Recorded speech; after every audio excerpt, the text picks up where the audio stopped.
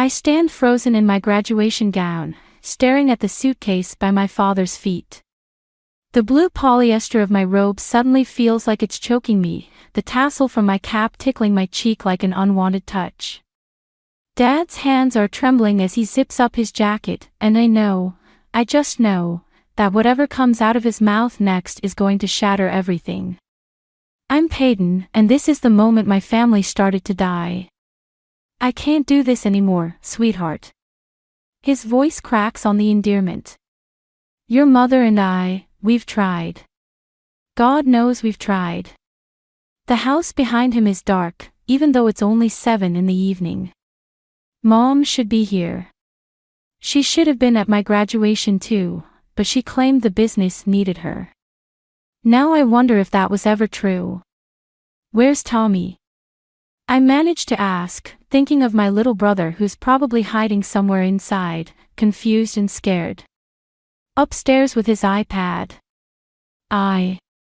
Dad swallows hard. I already said goodbye to him. The rage hits me like a physical blow. You told him before me. On my graduation day. I didn't plan this, Peyton. I swear. But I saw her with him again today and... him. The word tastes bitter on my tongue. Dad's face twists. Eric Dawson. The new business consultant your mother hired. Though I suspect, consulting isn't all they've been doing. My diploma falls from my numb fingers, the leather holder clattering against the porch steps. Inside, I hear footsteps, and then my mother's voice rings out, sharp and defensive. Michael. What are you doing? She appears in the doorway, and I notice things I've been blind to for months. The expensive new highlights in her hair. The designer blouse that's just a bit too young for her. The guilty flutter of her hands as she sees Dad's suitcase. Linda. Dad's voice is dead. I was just leaving. Congratulations on destroying our family. Don't you dare put this all on me. Mom steps forward, her heels clicking on the porch boards. You checked out of this marriage years ago. I worked 60-hour weeks to keep River Clean Solutions afloat. And I was alone. Always alone. I back away from both of them, my graduation gown swishing against the steps. Through the front window, I catch a glimpse of movement, Tommy's small face peering down from upstairs, his iPad forgotten. Stop it, I whisper, then louder, stop it. They both turn to me, as if just remembering I exist. Mom's face softens. Honey, I'm sorry. This isn't how we wanted. Dad's laugh is ugly. There is no we anymore, Linda. Just you and Eric, right? Planning your future while I was killing myself to save our company. A car pulls into our driveway, headlights sweeping across us like a spotlight. My stomach drops as I recognize the sleek BMW. Eric Dawson steps out, his expensive suit and perfectly styled gray hair making him look like some corporate vampire. Everything okay here? His voice is smooth, concerned, and completely fake. Mom straightens, something hard settling over her features. Everything's fine, Eric. Michael was just leaving. Dad grabs his suitcase, and I reach for his arm. Please, I say, not even sure what I'm begging for.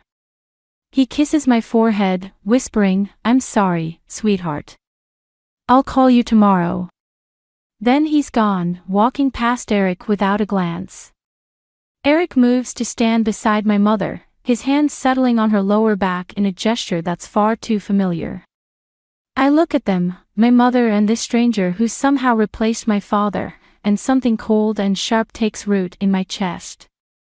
Tommy appears in the doorway, his small hand clutching the frame, and I make a decision. They want to play happy families. Fine. But I'm going to burn their little fantasy to the ground. I just need to figure out how.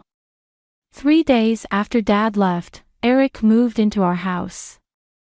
He brought designer luggage and expensive suits that now hang where Dad's work clothes used to be. I watch him settle in like some invasive species, spreading his influence room by room while Tommy huddles in corners, clutching his iPad like a shield. "We're having a family dinner tonight," Mom announces at breakfast, her voice bright and brittle. "Eric wants to discuss some exciting changes at the company." I stab my fork into my eggs. Really?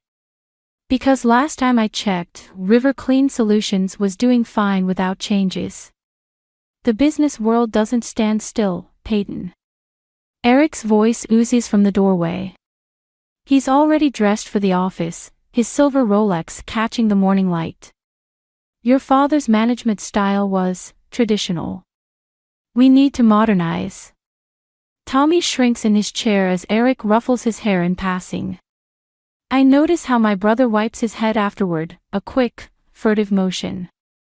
"Speaking of modernizing," Mom says, not meeting my eyes, "Eric thinks it might be best if you postponed college for a year. Help out at the company, learn the business from the ground up." The fork clatters from my hand. "What?" "It's a smart move," Eric adds, pouring himself coffee into Dad's favorite mug. "College isn't going anywhere, and this way you'll have real-world experience. Dad already promised me." "Your father isn't here anymore," Mom snaps, then softens her tone. "Honey, things are different now. We need to adapt." I push away from the table, my chair scraping against the floor. "I need to check on Grandma Margaret." "Actually," Eric interjects, "Linda and I were thinking of selling the old house. Your grandmother would be more comfortable in assisted living." The room goes silent. Even Mom looks shocked. "We haven't discussed that yet, Eric. It's worth considering. The property values in that neighborhood are excellent." I grab Tommy's hand. "Come on, buddy. I'll walk you to school." Outside, Tommy's small fingers squeeze mine.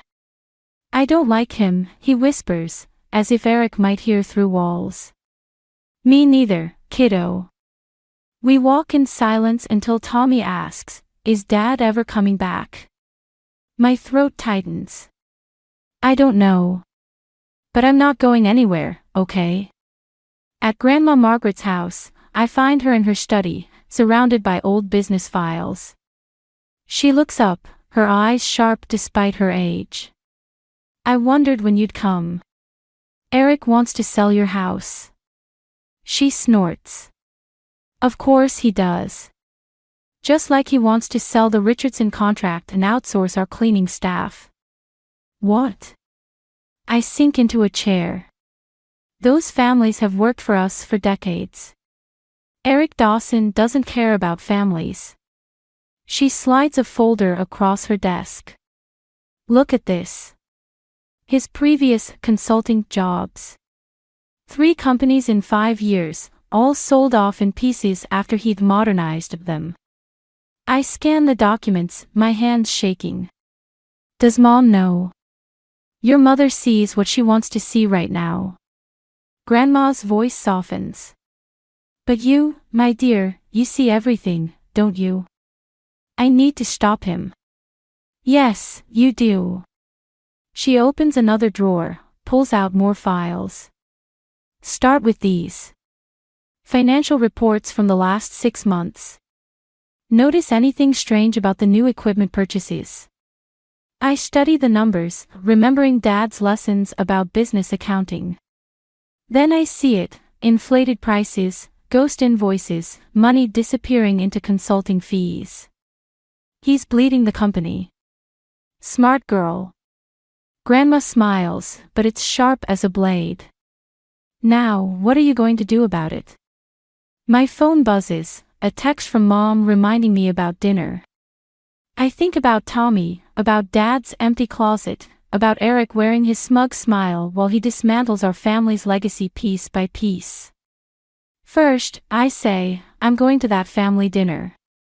Then I'm going to find out exactly where that money's going. Grandma nods, satisfied. "Be careful, Peyton. Men like Eric don't like being challenged. Good. I tuck the files into my bag. Because I don't like men who steal from my family. As I leave, I notice a photo on Grandma's desk, Mom and Dad on their wedding day, young and happy, with baby me between them.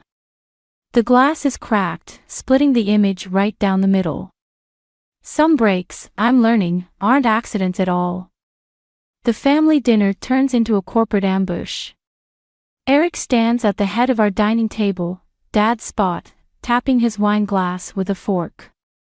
Behind him, a projection screen shows River Clean Solutions logo, twisted into something sleek and soulless. The future, he announces, is automation. I grip my water glass so hard my knuckles whiten. Tommy sits beside me, pushing peas around his plate, while Mom beams at Eric like he's delivering gospel. By outsourcing our cleaning crews and implementing automated systems, we'll increase profit margins by 40%. Eric clicks through slides showing charts and graphs. The Richardson contract alone is costing us. Those are people, I cut in. Not cost margins. The Richardsons have worked with us since before I was born. Eric's smile doesn't reach his eyes. Business isn't about sentiment, Peyton. It's about survival. Funny, we survived just fine before you showed up. Peyton. Mom's voice cracks like a whip. That's enough. I push back from the table. I need some air. Instead of going outside, I slip into Dad's old home office. Eric hasn't colonized this room yet, probably because Mom keeps it locked. Good thing Dad taught me how to pick locks when I was 12. I'm halfway through the filing cabinet when I hear voices in the hallway. I duck behind the desk just as the door opens. The board meeting's tomorrow, Eric says. Once they approve the restructuring, we can move forward with the asset liquidation. A voice I don't recognize responds, and the old woman. Margaret won't be a problem much longer. I've already contacted Sunset Valley Care Home. Linda agrees her mother-in-law needs specialized attention. What about the girl? Peyton. Eric laughs. She's a child playing at business. By the time she figures anything out, it'll be too late. My phone buzzes in my pocket. I hold my breath, but they're already moving away, their footsteps fading. When I check my phone, it's a text from Dad, call me. Important.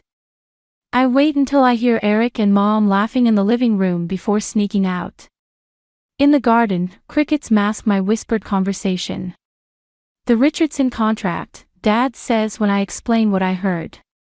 That's where he'll start. Check the new supplier agreements. Eric's probably setting up shell companies to funnel money through inflated service contracts. Already found them. But Dad, he's planning something with Grandma Margaret. I know. She called me earlier. Listen, Peyton, there's something else. The company bylaws. The porch light flicks on. I spin to see Eric watching me through the window. I have to go, I whisper. Be careful, sweetheart. Men like Eric don't like being challenged. I know.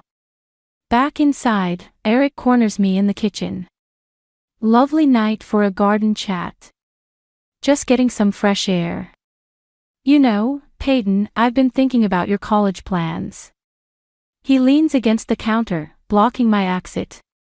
There's an excellent business program at State. Close to home. We could even set you up with an internship at one of my associates' firms. The threat is clear, take the offer and get out of the way, or else. Thanks, I say, matching his fake smile. But I think I'll learn more staying right here. His expression hardens for a split second before smoothing over.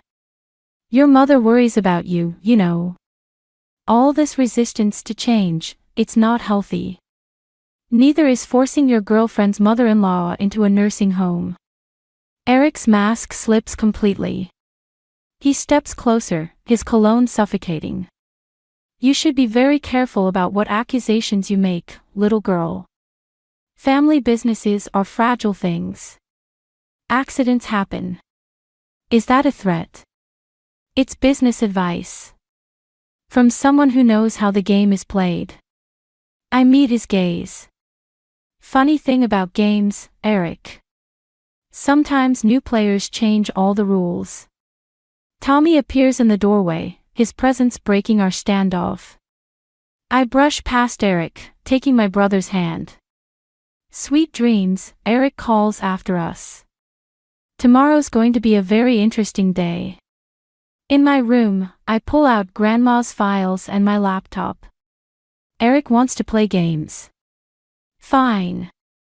But he's about to learn that some little girls grow up studying how to win. I wake to the sound of sirens.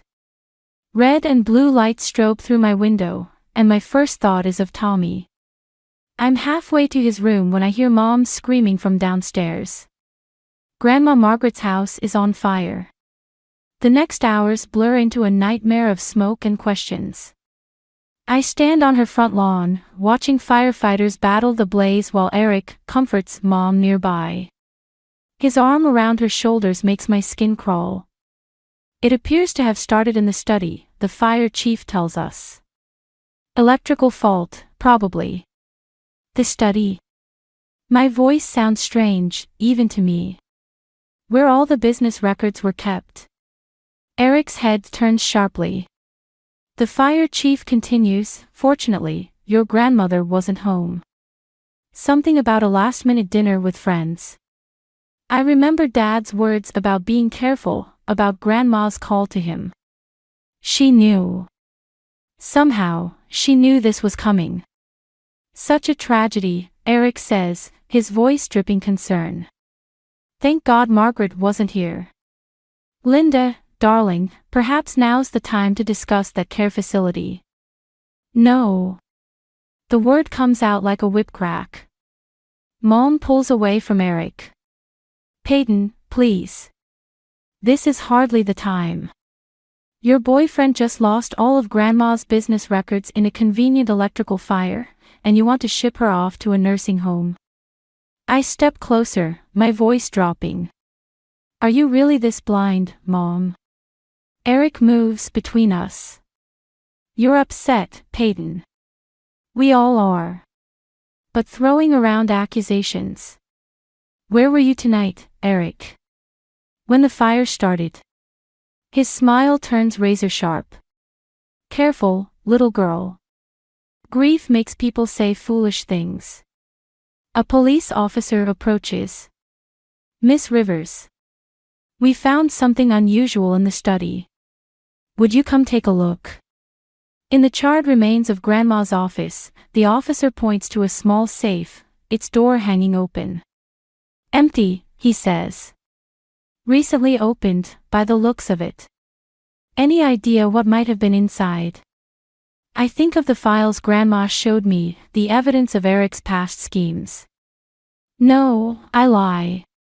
No idea. Back outside, I slip away from the chaos and call Dad. No answer. Then Grandma. Straight to voicemail. My hands shake as I text them both. Where are you? Peyton. Tommy's small voice makes me jump. He's standing in our driveway, clutching his iPad. I saw something. I follow him inside to his room, where he pulls up his tablet's camera roll. I couldn't sleep, he whispers. I was watching out the window. The photo is grainy in the dark, but clear enough. Eric, walking from his car to our house, carrying something that looks like a safe box. When was this? Just before the sirens. Tommy's voice trembles. Is Grandma okay? She's fine, buddy. I hug him tight, my mind racing. But I need you to delete that photo, okay? And don't tell anyone you showed me. Are the bad things going to stop now? I kiss his forehead, remembering Eric's threats about accidents and fragile businesses. Soon. I promise. My phone buzzes, a text from an unknown number, safe. Document secure. Wait for my signal. Relief floods through me, followed immediately by rage. Eric thought he could burn away the evidence, but Grandma was one step ahead. Now I just need to figure out his next move before. Peyton. Mom calls from downstairs. Eric wants to discuss the board meeting tomorrow. Given what's happened, he thinks it's best if you don't attend. I look at Tommy's photo one more time before he deletes it. Coming, Mom. Let Eric think he's won. Let him believe his little fire destroyed everything. But he's about to learn what happens when you try to burn down a Rivers woman's legacy. We don't just rise from the ashes. We bring the whole damn house down with us. The coordinates arrive at dawn, latitude and longitude sent from Grandma's burner phone. I find her in an old diner 50 miles outside town, looking perfectly composed despite being officially missing for 24 hours. You're late, she says, stirring her coffee. The board meeting starts in 2 hours. You could have warned me about the fire. She slides a thick manila envelope across the table. Would you have let me do what needed to be done? Inside are documents, bank statements, and photographs, Eric with various women, all looking remarkably like Mom, all connected to businesses he'd destroyed.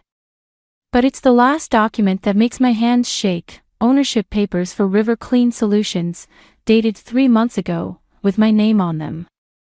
Why? Because I saw this coming. Grandma's eyes are steel. Your mother was already lost to his manipulation. Your father was too honest to fight dirty.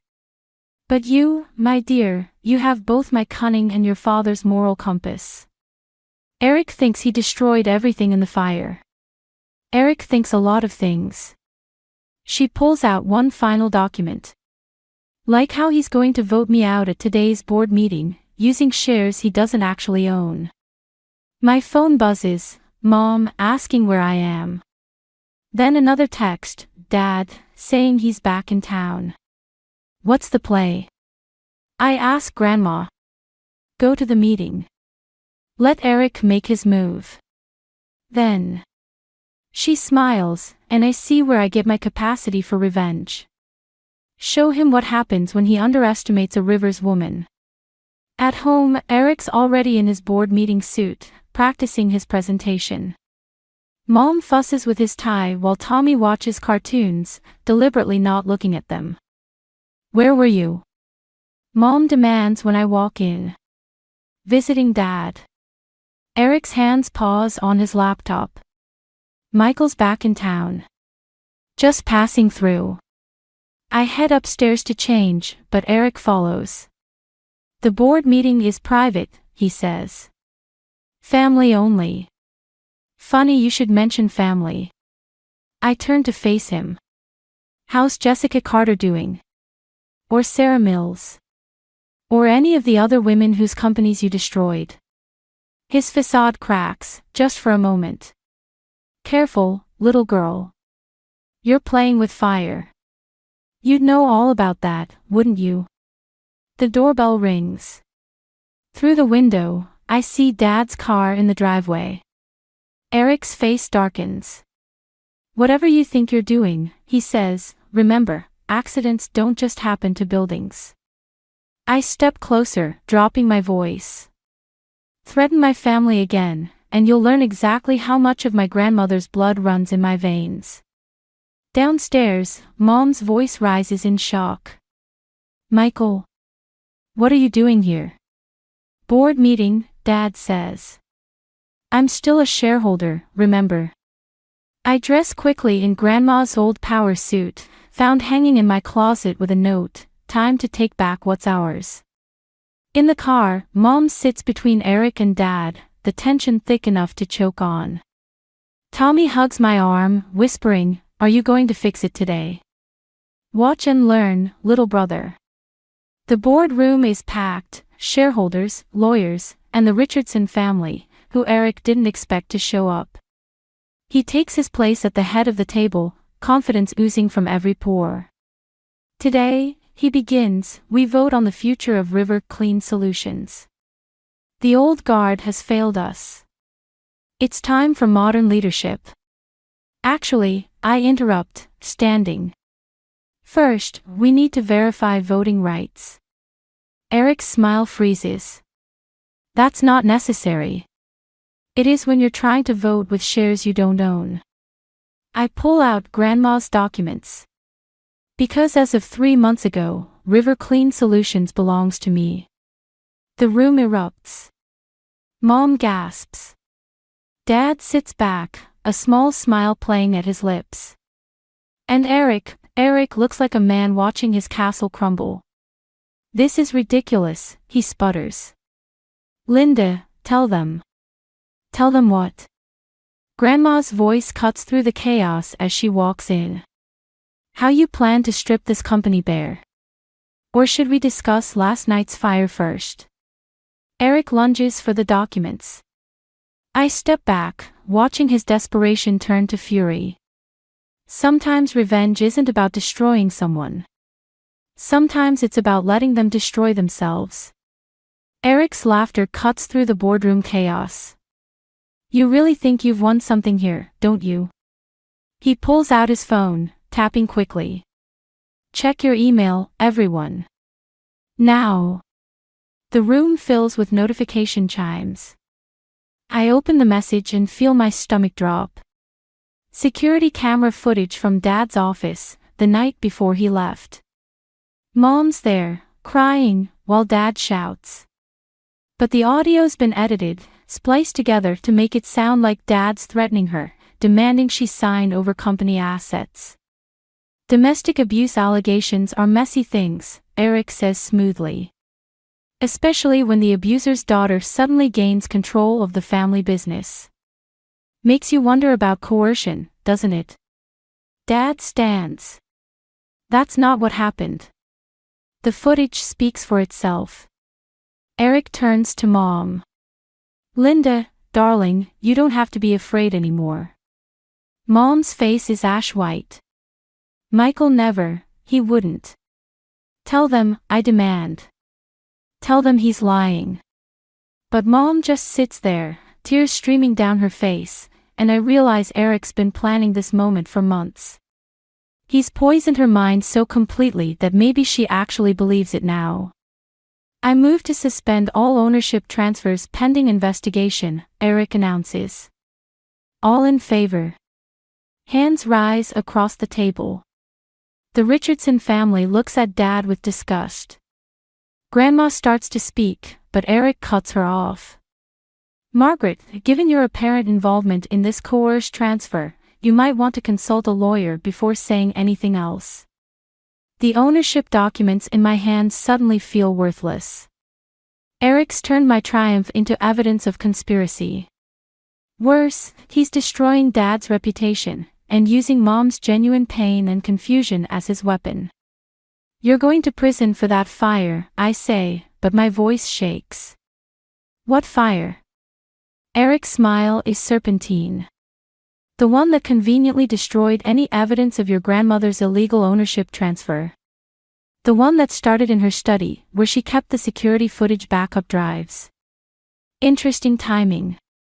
The board members murmur. I watch our allies turning against us in real time. Linda, Dad tries again. You know me. 20 years of marriage. 20 years of controlling everything, Eric interrupts. The business, the money, your wife's every move. But that's over now. Mom stands abruptly. I need air. I'll come with you, Eric says, but she shakes her head.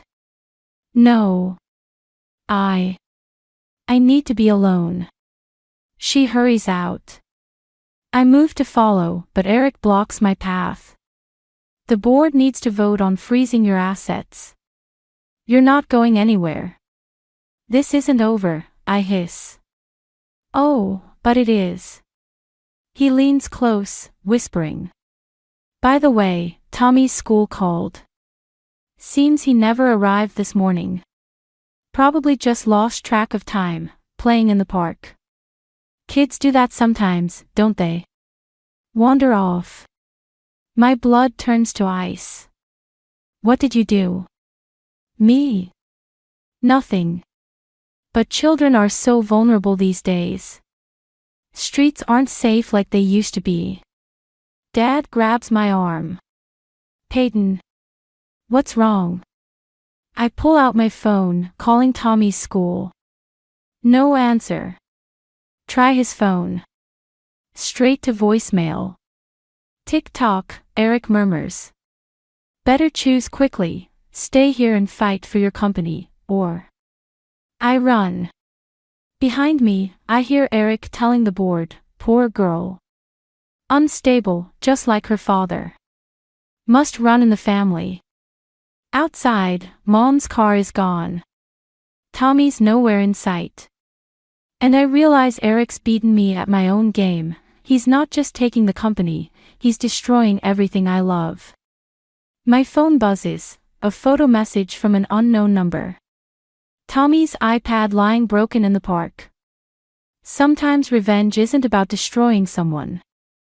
Sometimes it's about making them destroy themselves. And Eric's just turned my own strategy against me.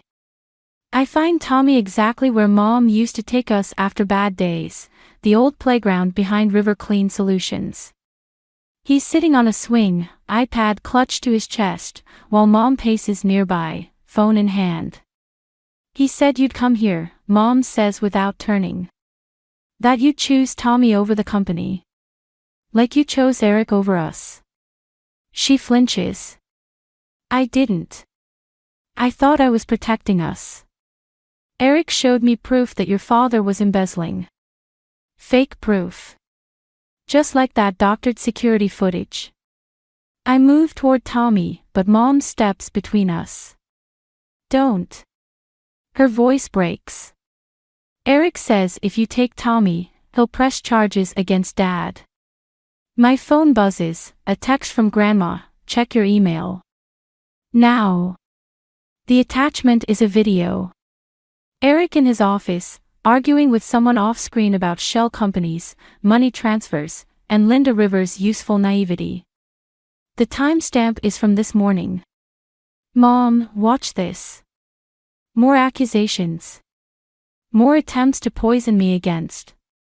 Against what? The man who burned down Grandma's house. Who threatened your 7-year-old son.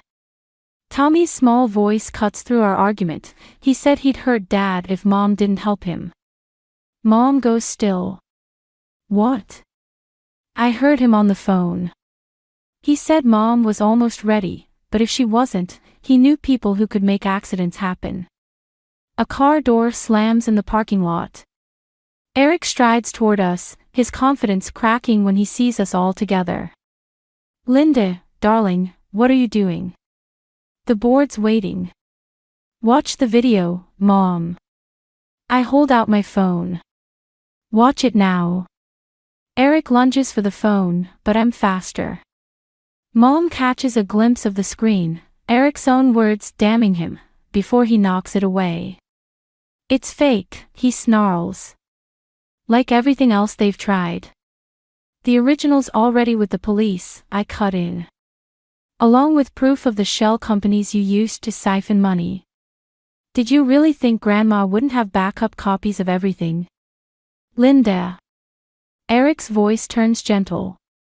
They're manipulating you. Remember what the therapist said about Michael's control tactics?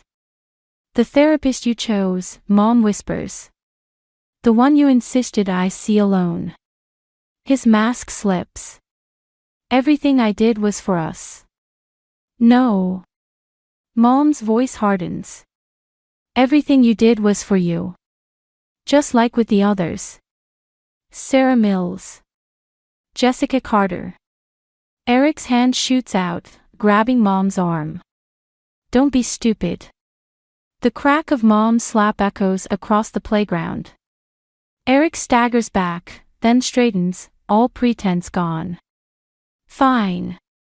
You want the truth. Your precious family business was dying long before I arrived. I just accelerated the inevitable. And now? He laughs.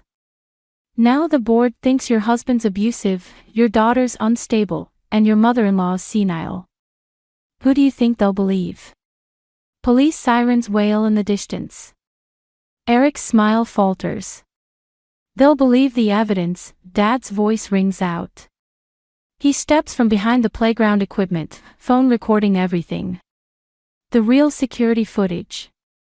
The financial records. Your confession just now. Eric runs. He makes it 3 steps before Officer Richardson, son of the family Eric tried to fire, tackles him to the ground. You recorded everything. Mom asks Dad. Peyton's idea. She said Eric would crack if he thought he'd won. Mom turns to me, tears streaming. I'm so sorry. I should have seen. Later, I say, because Tommy's running toward us and some wounds need time before they can heal. We watch the police lead Eric away, his threats and protests fading into the evening air. Mom's still shaking, Dad's keeping his distance, and nothing's really fixed yet. But Tommy's safe. The company's secure. And as I hold my little brother close, I realize revenge isn't always about destroying someone. Sometimes it's about protecting what matters most, even if it means breaking everything else to do it. Let's go home, I say, and for the first time in months, I actually believe we can.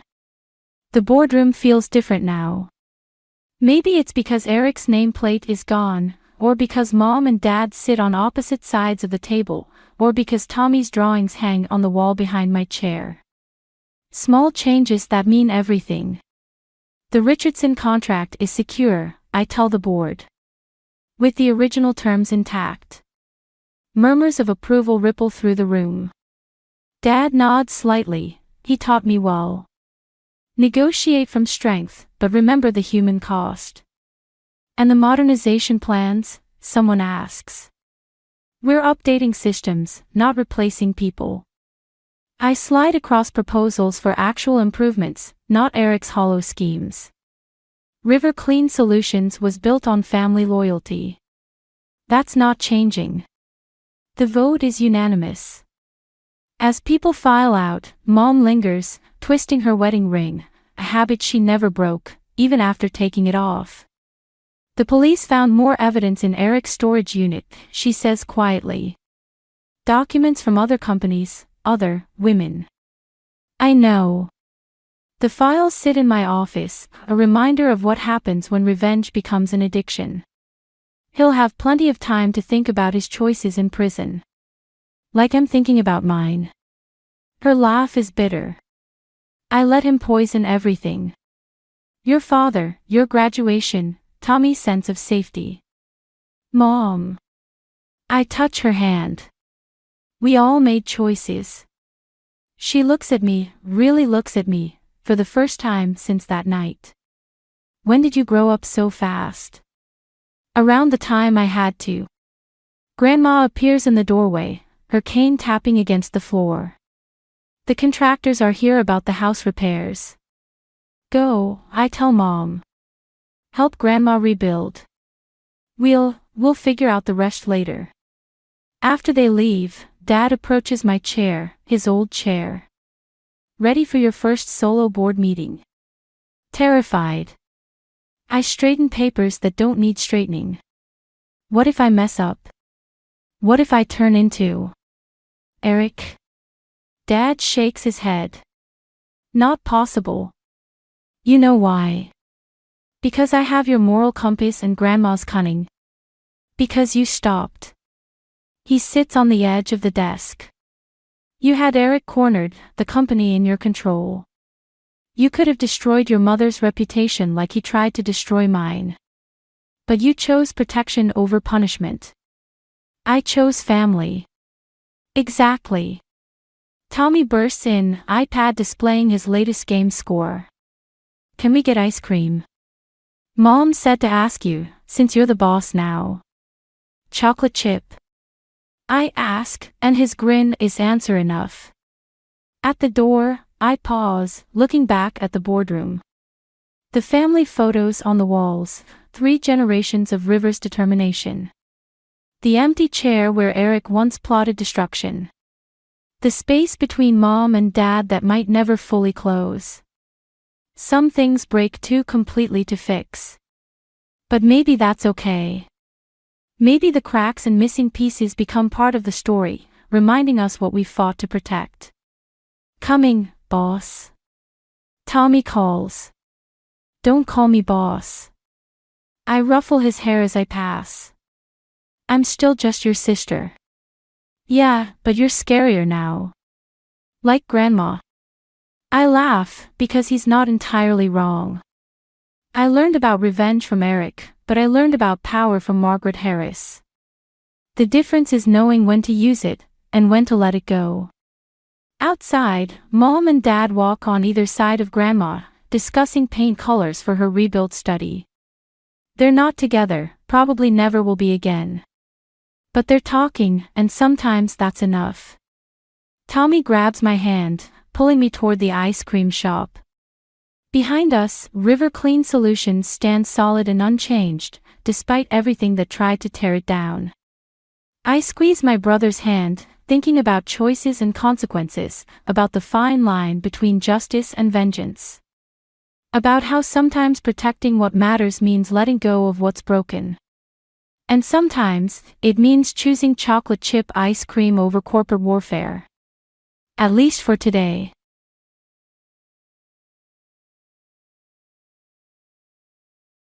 My dad financed my brother's engineer school education with $210,000, but he declined to invest in my business venture. Now, they're asking for financial help, claiming my brother's life is at risk. Let me give you some background to better understand our family dynamics. I'm 17 years old and come from a challenging family environment. My parents divorced during my middle school years after my dad had an affair with his secretary. Though I only discovered the affair later, I had always sensed tension between my parents, unlike the harmony I saw in other families. I also have an older brother, John, who's 27. Unfortunately, our troubled family life didn't bring us closer. Instead, John often bullied me. Despite our mother's attempts to defend me, my father invariably sided with John, pushing the narrative that roughhousing was essential for becoming a real man. This situation left me longing for peace rather than conflict. Our mother was primarily a home cleaner, busy with household responsibilities and unable to constantly shield me from the conflicts at home. As I grew, I gradually learned to cope with the family dynamics instead of resisting or complaining. The culmination of these issues was when my mom decided to leave my dad when I was in 8th grade. At the time, she didn't reveal the specific reasons for their separation, leading me to believe it stemmed from my dad's unpleasant demeanor. It wasn't until high school that I learned the true reason from discovered text messages, the affair. Fast forward to the present, and the situation has escalated. My dad and brother, having previously rejected my requests for financial support for my own shoe business, are now seeking financial help from me, citing a dire situation concerning my brother's safety. This twist in our family story adds another layer of complexity to our already strained relationships. Growing up, I learned about the strains in my parents' marriage that shaped much of my childhood and their decisions. During a deep conversation, my mom revealed some painful truths. She discovered messages on my dad's phone from his secretary, which was the breaking point for her after enduring many challenges, including his infidelity. She confided in me that my dad had initially not wanted a second child. Despite the financial strain they were already facing with one child and his fledgling business, my mom stood firm against aborting the pregnancy. She was determined to have me, even if it meant risking her marriage. Before I was born, my mom was working, but she proposed to continue working and borrow money from her father to support us until my dad's business stabilized. My dad, however, was opposed to taking financial help from his father-in-law. He insisted that if they were to have a second child, my mom would need to quit her job and stay at home, hoping she would choose otherwise and end the pregnancy. As I grew up, the unresolved tensions between my parents affected our family dynamics deeply. My dad's resentment towards me was evident, and it hurt both my mother and me. My mom admitted that their inability to handle their issues contributed to the negativity at home. She regretted not leaving earlier, fearing the impact it might have on us, which ironically only prolonged the harm. The eventual discovery of my dad's affair was too much for my mom, and they divorced when I was in middle school. Custody arrangements were made where I would spend weekends with my dad, and my brother would stay with our mom. I was clear about not wanting to be around my dad and my brother at the same time, as it would have been too much for me to handle. Reflecting on all this, I realized that my mom, despite her best intentions, might have waited too long to share these truths with me, only opening up during my last year of high school. I love my mom dearly and understand the complexity of her choices. However, I believe things might have been different if she had been more forthcoming earlier. As for my relationship with my dad, it remains strained, marred by the past and his actions that have left a lasting impact on our lives. Growing up in my family was uniquely challenging. My father had traditional views about family, believing it was essential for me to develop a close relationship with my brother. However, I found it difficult to connect with him, as we were very different. Fortunately, my mother understood my feelings and arranged for me to spend minimal time with my father and brother. I was primarily raised by her, which shaped most of my childhood experiences. Despite the separation, we still came together for holidays, which were invariably strained. After my parents divorced, my brother began a relationship with his secretary, which my mother couldn't tolerate. Although he wisely never brought her to our holiday gatherings, the knowledge of their relationship lingered and created tension. My mother, having already distanced herself and me from my father and brother, felt obliged to maintain these holiday meetings as a minimal effort to preserve some sense of family unity. On the surface, we made an effort to get along, but beneath that, there was a genuine disconnect. Each of us gravitated towards the parent we preferred, highlighting the deep divisions within our family.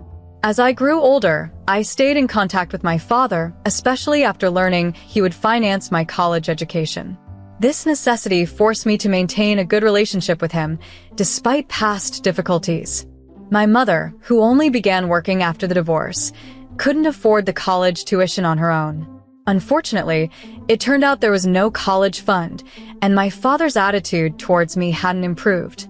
This realization came just as I was about to graduate high school. Around that time, inspired by a casual conversation, a few friends and I decided to start our own business instead of pursuing further education. We were young, only 16, with little experience, but plenty of passion. We saw it as a leap of faith, but were excited about our idea to launch a clothing and accessories line. We aimed to bring something new to the market, targeting how teenagers wanted to express themselves through fashion, which we felt was overlooked by both large corporations and local businesses in our area. This decision marked a significant turning point, where I took control of my future, stepping away from the family tensions and into a new chapter driven by creativity and entrepreneurship. My friends and I struggled to find clothing that truly reflected who we are. We were stuck between outdated thrift store finds and outfits that made us look like we raided our dad's closets. Although we laughed about it initially, we realized that many others our age probably felt the same frustration. This realization sparked the idea for our brand. I'm proud to share that our brand has grown significantly since its inception. I chose to dive into this venture straight out of high school, skipping college, and considering our success, I have no regrets. The journey began with me and 4 friends. After months of brainstorming, we devised a business plan. 2 of us took on the design side. Fortunately, we already had a knack for art and a passion for fashion. The other 2 managed the business operations. Finding investors was a daunting task. We were a group of 17-year-olds with no formal education in fashion or business, just pure passion and determination. For weeks, I kept our plan secret, but eventually, I confided in my mother. She was hesitant at first and suggested I pursue a degree. However, she supported me after seeing my commitment. The biggest challenge was my father. He had reservations about me entering a field he viewed as non-traditional for men. When I finally approached him about using my college fund to finance our business, he was surprisingly indifferent.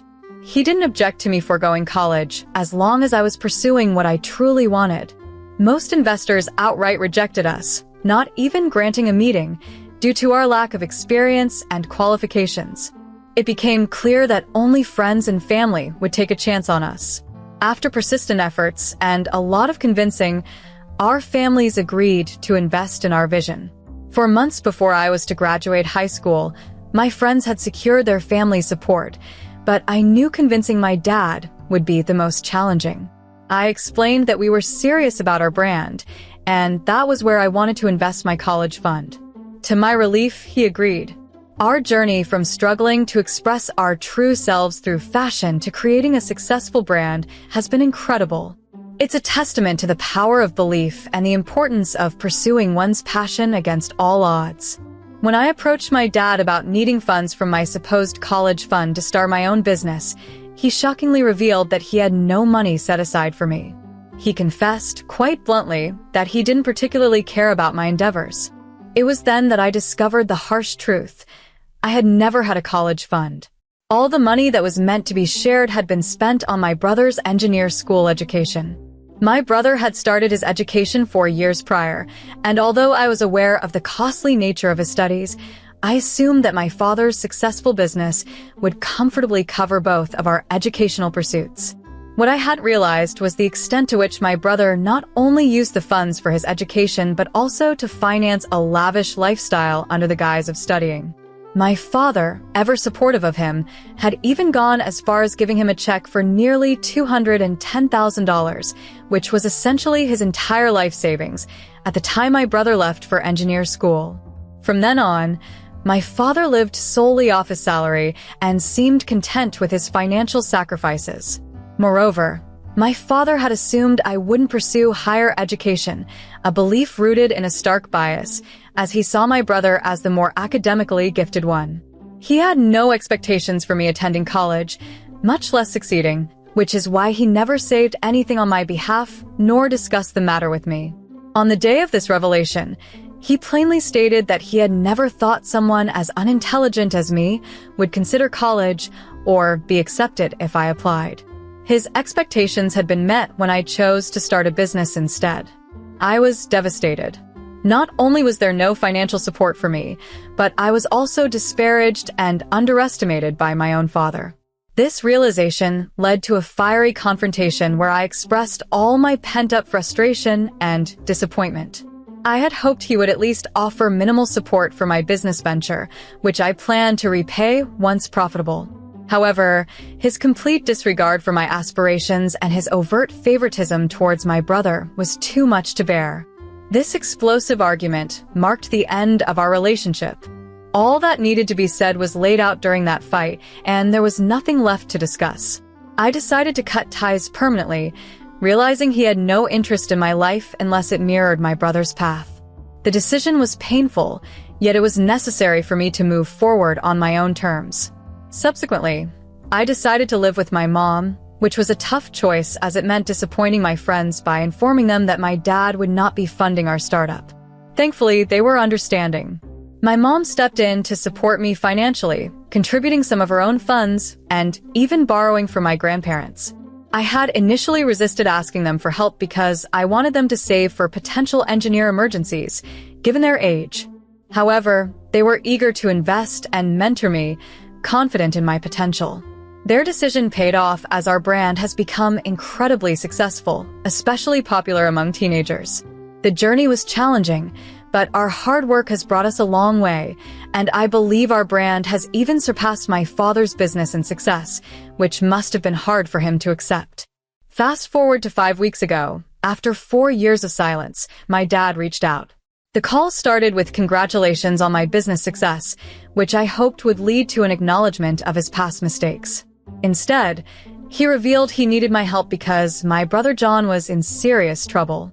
John, having recently completed his residency, had fallen into gambling debt, owing a significant sum to some dangerous people. He had returned home to lay low with my dad, but that alone wouldn't solve his problems. My dad, now relying solely on his salary, asked me for financial assistance to clear John's debts and start anew. There was no apology for our strained past. just an expectation of support due to my business doing well. This presumption, without any show of remorse, infuriated me. I sternly refused and ended the call, subsequently blocking his number. Calls from an unknown number followed, likely from John, which I also blocked to cut off any further attempts to reach me. It's been 3 weeks, and despite being confident in my decision, I can't shake off a lingering sense of guilt.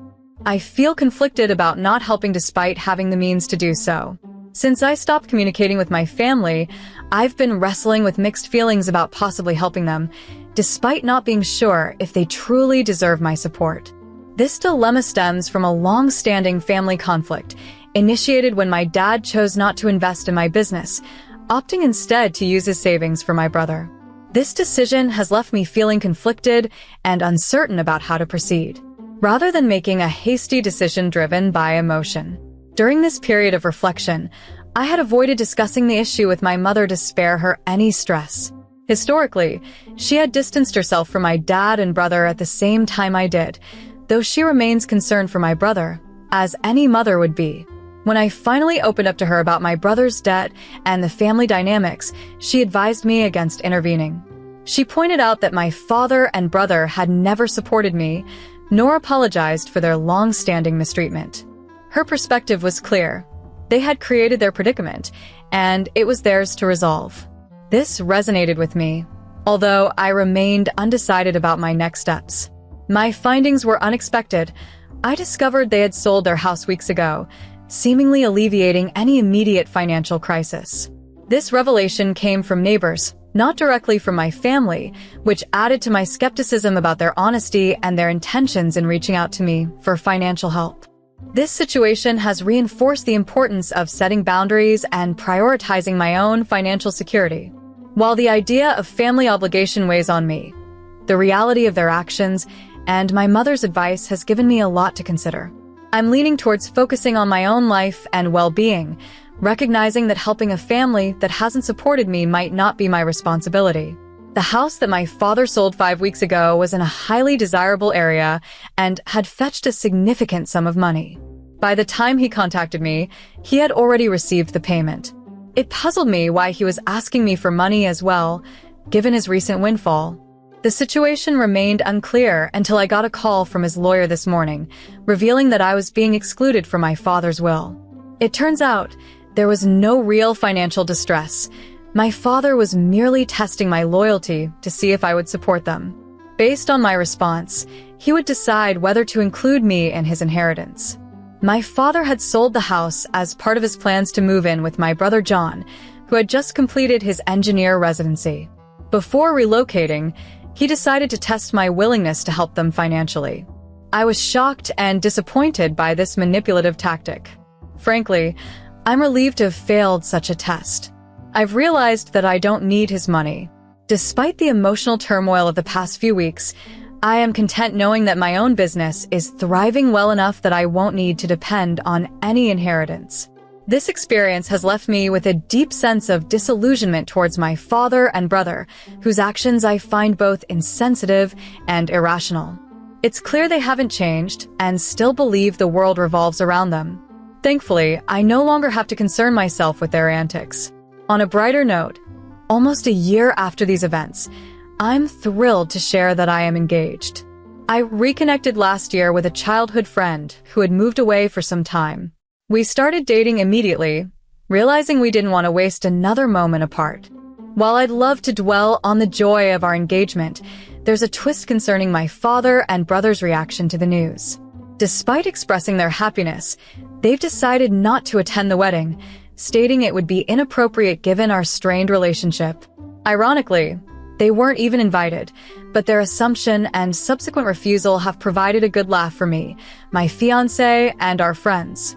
It seems they still haven't changed, but at least their predictable behavior provides some entertainment.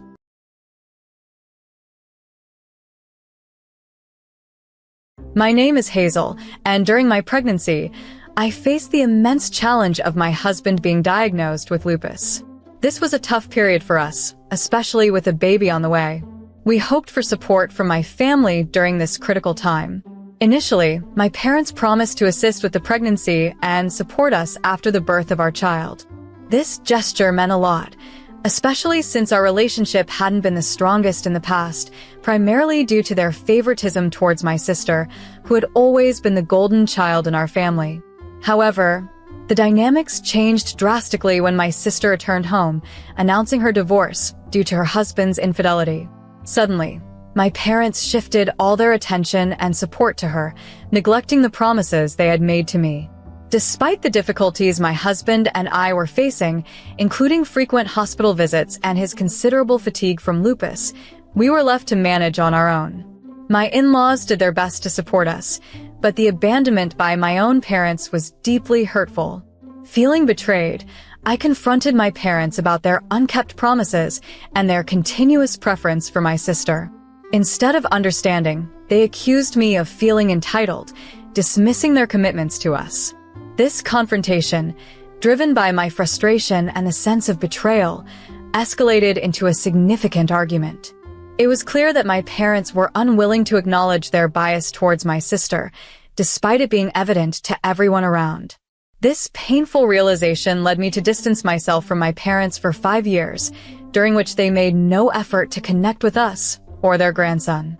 It wasn't until years later that they appeared again, expressing a desire to be part of their grandson's life. But the scars from their abandonment and the prioritization of my sister over our immediate needs during a vulnerable time in our lives made it difficult to reconcile their recent interest in grandparenting with the past hurt they had caused. I felt deeply hurt when my family made it clear that they saw my sister as more important than my own immediate family. They bluntly told me that my husband and son were not their concern or responsibility, but only my sister was considered part of the family. This statement cut me so deeply that I ended the phone call abruptly, blocked their numbers, and haven't spoken to them since. It's been 5 years, and the pain still lingers. During this time, I found great support in my in-laws. They stepped in wonderfully, especially when my husband was going through tough times, which began even during my pregnancy. They visited often to lend a hand with our baby and everything else. With their help, we've managed without any support from my parents. It was especially disappointing to realize my parents didn't even see their own grandson as part of the family. In these 5 years, a lot has changed for us. My husband's technical consultant business took off, allowing us to hire a full-time nurse and enabling me to join him in the business. We now both work from home, which has been a great arrangement for us. We recently celebrated our son's 3rd birthday, which was a joyous occasion. Surprisingly, just days after the birthday, my parents turned up at our doorstep with gifts, acting as if nothing had happened. They made no mention of our previous fallout and instead carried on casually, saying they wanted to finally be grandparents. I found their behavior absurd and couldn't help but laugh as I closed the door on them. They had made their stance clear years ago, and I wasn't about to let them back into our lives without acknowledging the past. They didn't take this well and made quite a scene outside, hoping to talk it out and clear the air. But I stood firm and ignored their pleas until they left. My husband and in-laws witnessed this, but said nothing until things calmed down. Later, they suggested that perhaps I should talk to my parents again at some point. Despite everything, my husband and his parents think that opening a dialogue might be worth considering. Instead of reacting in anger, I've been trying to approach things calmly, allowing for a chance to hear explanations. It's been 5 years since our fallout, but my parents did make an effort to reconnect. Some people advised that avoiding a conversation now might lead to regret later.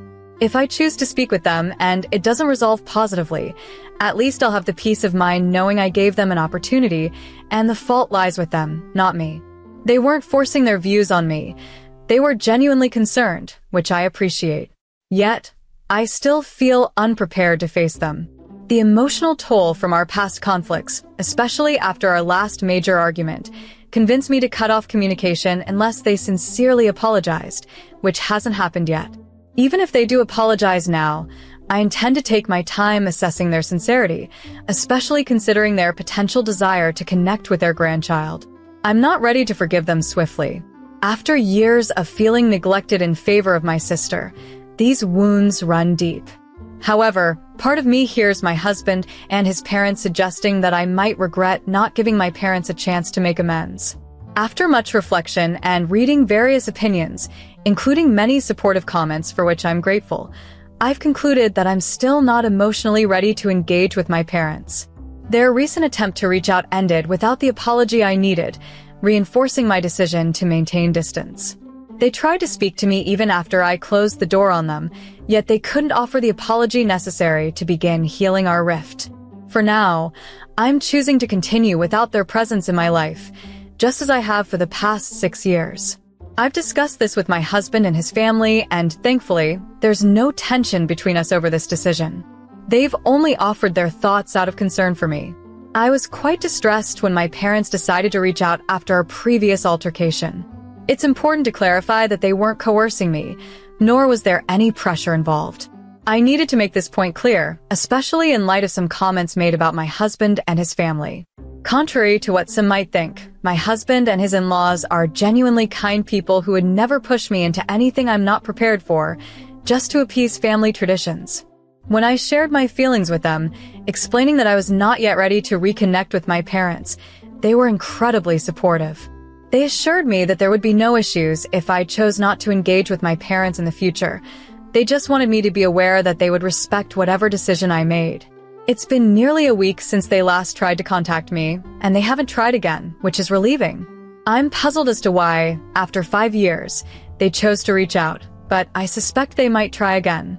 If they do, I will need an apology before considering any interaction.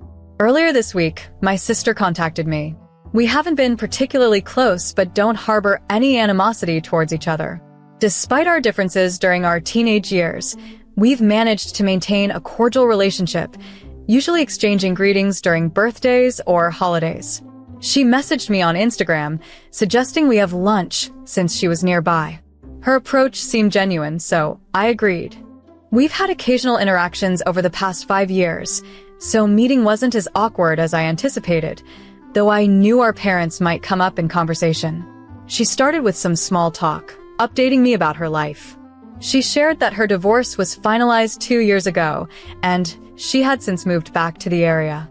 Initially, she stayed with our parents, but later bought a house in the suburbs where she now lives with her boyfriend. She also mentioned she got engaged last month, a piece of news she was yet to share on social media. I was genuinely happy for her. Knowing her past struggles with her ex-husband made this new chapter in her life all the more special. After catching up, she eventually mentioned our parents. I was apprehensive, assuming she might advocate for them, which would complicate the conversation. However, this needed discussion, given the history and unresolved issues that lingered among us.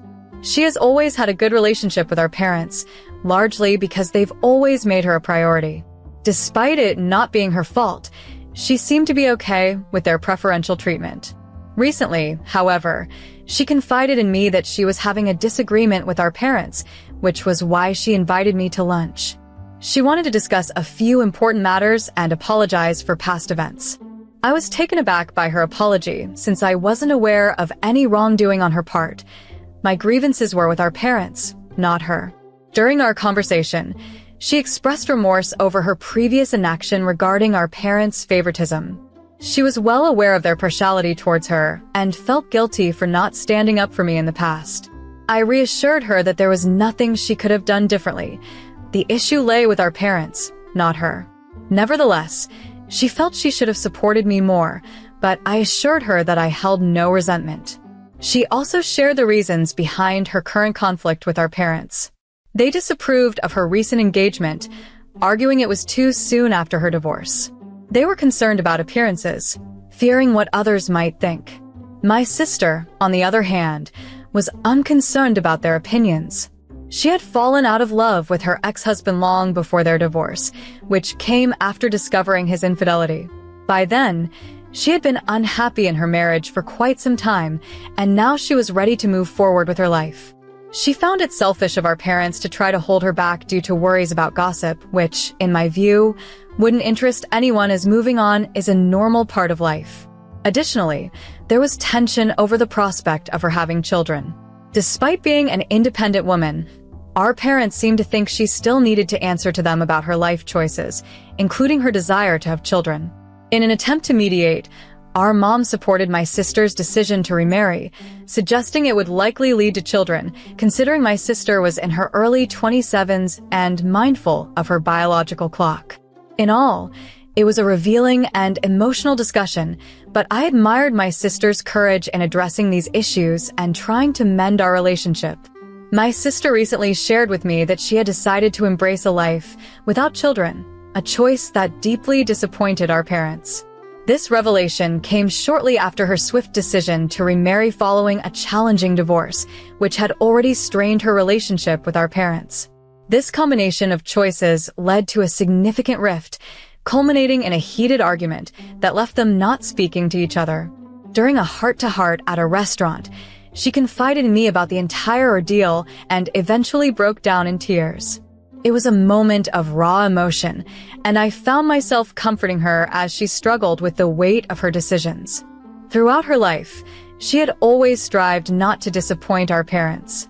She even stayed in her previous toxic marriage against her better judgment, hoping to adhere to their expectations. Unfortunately, that marriage had been fraught with neglect and ended disastrously with infidelity.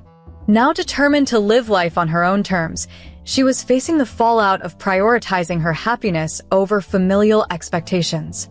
She confessed that she had never really wanted children, a fact she had kept to herself while trying to please our parents in other aspects of her life, like her educational and career choices. As she poured out years of suppressed feelings and recounted her experiences, I realized how much I had misunderstood her seemingly perfect life. She had been enduring immense pressure, and it had taken a toll on her mental and emotional well-being. It became clear that our parents' influence had not only affected her life choices, but had also inadvertently driven a wedge between us as siblings. Resolved to change this dynamic, I assured her that she no longer needed to seek our parents' approval. I emphasized that she was making the right decisions for herself, and that I would support her unconditionally. It was a poignant moment that rekindled our sisterly bond, and I pledged to stand by her, encouraging her to pursue what truly made her happy, regardless of the challenges it might bring. This conversation marked a new beginning for us, promising to rebuild our relationship and affirming that she wasn't alone in navigating her future. I reassured her that she was doing nothing wrong by choosing her own path, and that her well-being and happiness were what truly mattered. It was her error, and she wasn't going to pin the blame on anyone else. I had mentioned to her that our parents had tried to reconnect with me recently, aiming to mend our strained relationship so they could play a role in their grandchildren's lives. However, I soon realized their true intentions. They didn't come to genuinely reconcile and become part of my family again. Instead, they came because they realized my sister might not have children, and seeing this as their last chance, they wanted to seize the opportunity they had previously dismissed. This revelation deeply upset me. My son is not a mere substitute, and I refused to let them treat him as they had treated me. When I shared this with my sister, she too was shocked, especially because of the suspicious timing. It seemed they had just learned that their favored daughter might not provide them with grandchildren anytime soon, and suddenly, they appeared at my door, attempting to insinuate themselves into my son's life. Clearly, something was off, and my sister agreed that keeping them at bay was the wise choice. Moreover, I'm glad I chose to clear the air with my sister over lunch that day. Initially, I was hesitant about the meeting, but it turned out to be incredibly enlightening. It also shattered my previous misconceptions about her lifestyle, which has been a significant revelation. I've discussed everything with my husband, and after sharing with my in-laws as well, they strongly advised against any reconciliation with our parents, given their clear ulterior motives. It's been a few days since our conversation, and my sister and I have remained in close contact. She's decided to completely sever ties with our parents. Despite her initial hope for reconciliation, our discussion made her realize they didn't deserve it.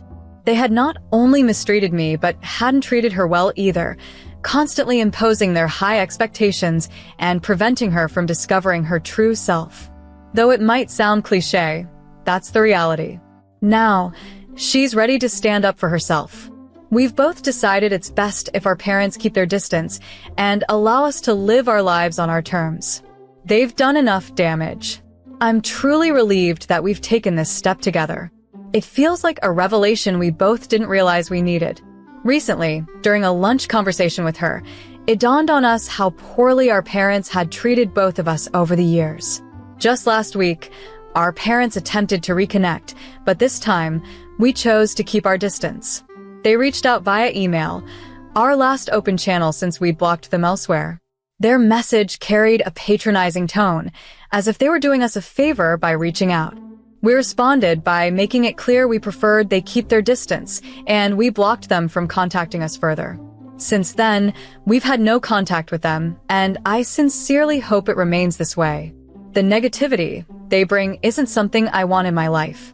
They weren't just inadequate parents, they were outright harmful. I'm grateful that I've managed to exclude them from my life long ago. My sister, however, had a harder time as she was more attached to them, almost in a Stockholm Syndrome kind of way. But she's healing, and I'm supporting her every step of the way. Our bond has grown stronger, and I've even become involved in helping her plan her wedding. Recently, my sister got married in a small, intimate ceremony. I was a bridesmaid, and we all had a great time. Her husband is a wonderful person, and it baffles me why our parents couldn't see that. Their absence at the wedding, due to their own shallow concerns about others' opinions, is their loss. The couple was incredibly happy, and it was clear that my sister is thriving in this new chapter of her life. As for our parents, it's been months since we last heard from them. They sent a final email a while back stating they'd leave their estate to charity and called us ungrateful. We didn't respond. Their attempts to guilt us have failed, and it seems they're left to dwell on their disappointment. Life has been fulfilling for me with my husband, my son, and my in-laws, who have shown me what a loving family truly looks like. My sister is also content with her new life. As for our parents, they can remain isolated in their bitterness. In the end, they've only lost out by their own doing.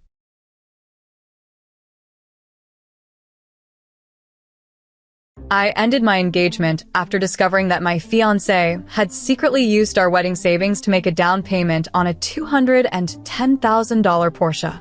Further complicating matters, I learned he had maxed out our credit cards and concealed this from me for months. I'm seeking advice on this situation, unsure if my reaction is justified. My partner, John, and I have been in a relationship for 3 years, living together for 3, and engaged for nearly 3. We are both on the verge of completing our master's degrees next month. I'm specializing in computer science with a focus on machine learning, and John is earning his BA. Over the years, we have matured both individually and as a couple, facing numerous challenges and planning our future together. Our story began in undergrad as typical broke college students, living off ramen and student loans. John, hailing from a middle-class background, received some financial support from his family, while I became self-reliant following my parents' divorce in my sophomore year.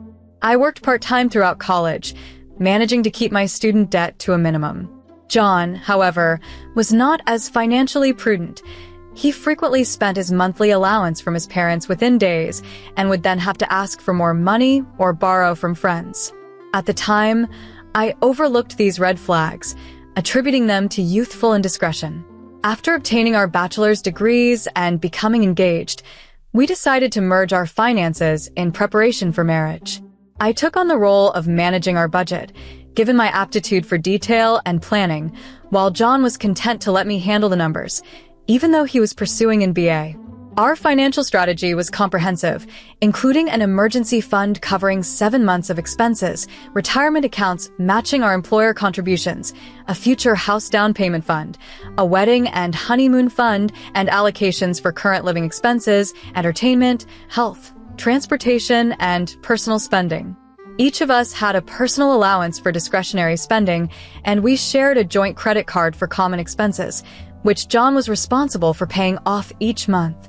In addition to our planned finances, I received a $75,000 inheritance from my grandmother, which I kept separate, honoring her wish that it be used for significant future expenses like education, a home, or retirement. My grandmother, having grown up during the Great Depression, greatly valued financial security, and I aimed to respect her legacy. John's financial habits, unfortunately, did not improve. He rapidly exhausted his personal allowance, indulging in every new video game, multiple gaming subscriptions, and frequent in-game purchases. Given this backdrop of trust and joint planning, discovering John's unilateral decision to invest in a luxury car with our shared resources, coupled with his accumulating hidden debts, has left me questioning both his judgment and the foundation of our relationship. I'm now reconsidering our future together and wondering if my response is an overreaction. I would appreciate any insights or perspectives on how to handle this situation. He's always been a big fan of MMOs and often spends as much as $700 in a single evening on in-game purchases. This never really bothered me because we each have our own personal spending money, designed so we can indulge in our individual hobbies without any judgment from each other. We've been busy planning our upcoming spring wedding. It's going to be a simple yet beautiful ceremony at a local botanical garden with around 147 guests, followed by a reception at a nearby restaurant. Our plan includes a week-long honeymoon in Mexico. All told, we're expecting to spend about $311,000. Up until now, we've managed to save $211,000 and we're on track to meet our financial goal by year's end. However, last week I noticed $4,000 was missing from our wedding fund. We always discuss any withdrawals from this account, so I was immediately concerned. A quick look at the account's transaction history revealed that John had transferred the money to his personal account 5 days earlier. I decided to wait until the weekend to talk to him about it. That Saturday morning, while we were enjoying coffee on our small balcony, John nonchalantly mentioned he had made a deposit on a brand new Porsche. He even showed me photos of the car on his phone. This was no impulsive buy. He had been testing various models for weeks without my knowledge. I tried to remain calm and asked him why he would make such a significant financial decision without consulting me. He became defensive, claiming he thought I'd be excited for him. When I expressed that this purchase didn't align with our financial goals, he accused me of trying to control him and not wanting him to have nice things. To add to the context, I recently accepted a job offer at an engineer company that comes with a competitive salary of $311,000 plus benefits and stock options. John, meanwhile, is still job hunting and has rejected several offers, including one for $97,000, which he felt was below his skill level. Another offer he passed on was for $100,000, but he wasn't a fan of the company culture. Based on my income alone, we could technically cover the monthly payments for the Porsche, but it would greatly impact our ability to save for a house, which has been our main goal. When we graduated, we agreed to live modestly for a few years to build a solid financial foundation before upgrading our lifestyle. We both currently drive older but reliable cars, a 2017 Honda Civic for me and a 2020 Toyota Camry for John, a gift from his parents when he began grad school. Our original plan, once I started my new job, was to reassess our transportation needs given the good public transport options in the new area, possibly moving to being a one-car household to save on insurance, maintenance, and parking expenses. What bothers me the most is that John made this financial decision on his own, without any consideration of our mutual plans and commitments. John decided to use the savings we had put aside for our wedding to buy something for himself, a Porsche, without discussing it with me first. When I brought up the topic, he reacted defensively and labeled me as unsupportive. "Don't I deserve something nice after all these years of scrimping?" he countered. I pointed out that I had been working just as hard, yet I remained committed to our original financial plan. Dismissively rolling his eyes, he walked away, muttering under his breath that I was a buzzkill. The following day, I stumbled upon some documents on his desk detailing his new car purchase. The total cost was a staggering $1,000,000, with numerous upgrades included. The financial terms were exorbitant. A down payment of $210,500. This clarified why he needed the $4,000 from our wedding fund. His own savings weren't sufficient. Additionally, he'd taken out a 7-year loan with monthly installments of $7,000 at an interest rate of 9.7%. A credit inquiry notification I had received from our credit monitoring service suddenly made sense. Feeling overwhelmed, I decided to spend a few days at my sister's to clear my head. Meanwhile, John bombarded me with messages, oscillating between apologies and accusations of overreacting. In his latest message, he even suggested I should be thankful he wasn't asking me to contribute towards the car with the inheritance I received from my grandmother, as if that were a reasonable expectation. I've always prided myself on being financially prudent, much more so than John, but this situation is extreme. Although we've navigated through disagreements in the past, this incident feels different. It's making me question whether our financial values are compatible enough for marriage. My sister believes I should end the engagement, viewing this as a significant warning sign. Some friends think I'm overreacting and suggest letting John indulge in his toy if it's financially feasible. John's friends are also chiming in, accusing me of being controlling and unsupportive of his aspirations. Am I overreacting? Is splurging on a luxury car right after graduating a sensible choice? I need to find a way to communicate to John that this isn't just about the car, but about making significant financial decisions together. Has anyone else experienced a similar issue and found a way to resolve it? I made a conscious effort to approach the situation with John calmly and constructively. I expressed my affection for him and my desire for our relationship to succeed. However, I needed to address the recent issue with his purchase of a Porsche, which had exposed deeper problems between us. I explained that while I wasn't against him indulging in luxuries, I was upset by his unilateral decision to spend a significant amount of money without my input. I reminded him of our shared goals and questioned why he had suddenly altered our agreed-upon priorities. John's reply took me by surprise. He admitted that he had not only committed to buying the Porsche by signing the purchase agreement, but had also used $4,000 from our wedding fund and taken an additional personal loan of $210,000 as a down payment. The total cost of the car exceeded $97,000, leading to monthly payments of about $7,000 for the next 5 years. When I inquired about how he planned to manage these payments, he casually suggested that we could delay our house purchase and opt for a simple courthouse wedding, dismissing the grand celebration we had planned.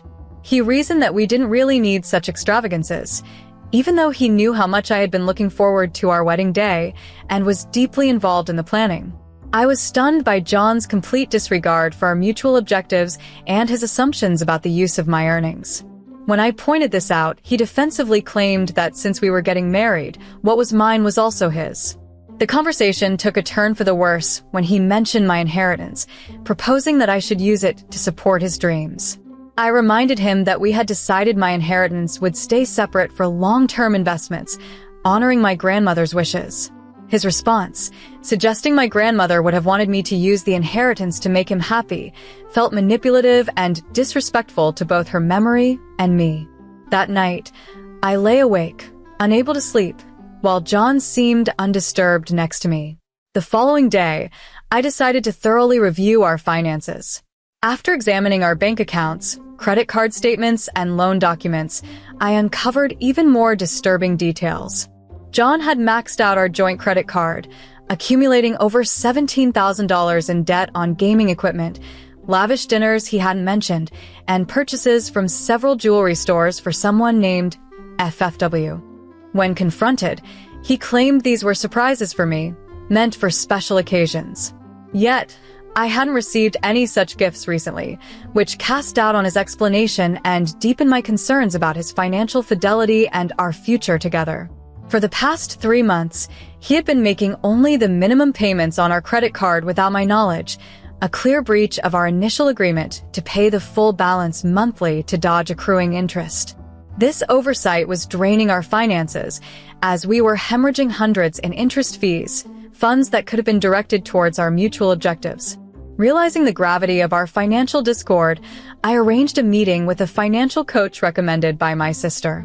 During the consultation, the advisor starkly highlighted the risks of marrying someone whose financial priorities starkly contrasted with mine, warning that such discrepancies could lead to continuous disagreements and potentially disastrous financial consequences. She cited statistics indicating that financial disagreements are among the top reasons couples divorce. She advised us to at least engage in premarital financial counseling if I chose to continue the relationship. After much deliberation, consulting with friends, family, and professionals, I concluded that the ongoing dishonesty and fundamental financial incompatibility warranted ending our engagement. It was more than just issues over luxury purchases or credit card debt. It was about a consistent pattern of financial irresponsibility. I proceeded to call off our wedding, informing the venue and our vendors. Fortunately, most of our deposits were either refundable or could be reallocated to future events. The venue even allowed us to transfer our deposit to my sister for her upcoming anniversary celebration. Breaking the news to John was incredibly difficult. His initial disbelief turned into anger and then desperate pleading. He couldn't grasp why I viewed these financial issues as a deal breaker, trivializing them by saying, "It's just money," which further underscored our differing perspectives on financial matters. Subsequently, I found a new apartment closer to my job and started moving out. John, initially thinking I was merely making a statement, assumed I would relent. He continued to involve me in his future plans, telling friends I was overreacting and would soon come to my senses. When he realized I was serious about leaving, he oscillated between pleading for me to stay and accusing me of abandonment during his time of need. His messages ranged from urging loyalty through tough times to accusing me of never truly loving him if I could leave over something he considered trivial. The process of disentangling our lives was emotionally taxing. We had to close joint accounts, distribute furniture, and decide on the ownership of various household items. I left behind anything that too vividly reminded me of our shared past, taking only the essentials for my new start. Even John's parents reached out following the breakup. Surprisingly, they were understanding, revealing they had long been concerned about John's impulsive spending, a habit they had financially cushioned during his college years, but chose not to disclose to avoid meddling in our relationship. After he graduated, we thought he had turned a corner, but her tone was tinged with resignation, hinting at a recurring pattern she had witnessed many times before. The revelation deepened when his father called me separately to apologize for his son's actions, revealing that John had once racked up over $47,000 in debt across 5 credit cards during his college years. His parents had cleared this debt under the condition that he seek financial counseling, a detail John had concealed from me, adding yet another layer of deceit to our relationship. The past few weeks have been tumultuous.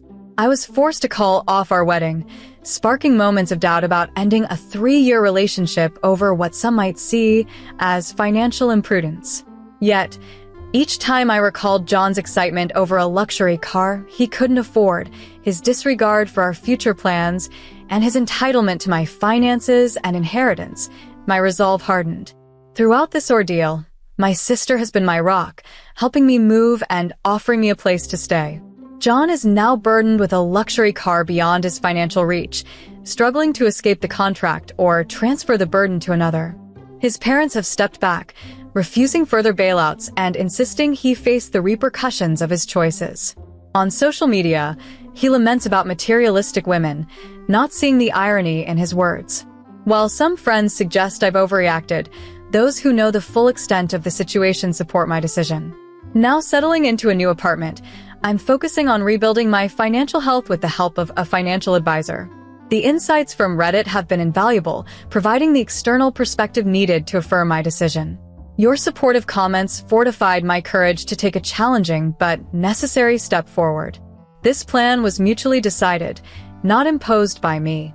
However, influenced perhaps by a friend's new Tesla and a hint of rivalry, John's sudden desire for a Porsche was unexpected and unaligned with our goals. This wasn't just about money. It was about trust, priorities, and respect for our shared dreams. Our financial circumstances were significantly different, prompting numerous questions about why I hadn't detected the mounting credit card debt earlier. The simple reason is that I had full trust in John to handle the payments since the credit card, shared by both of us, was his responsibility. This arrangement was just a part of how we split our financial duties. He reassured me monthly that the bills were paid, and I never had a reason to question him until I decided to review our finances in depth. That's when I discovered the true state of affairs in the account. Trust is crucial in any relationship, and up until then, I had no reason to suspect anything was amiss. Regarding the wedding preparations, yes, we did lose about $3,000 in non-refundable deposits.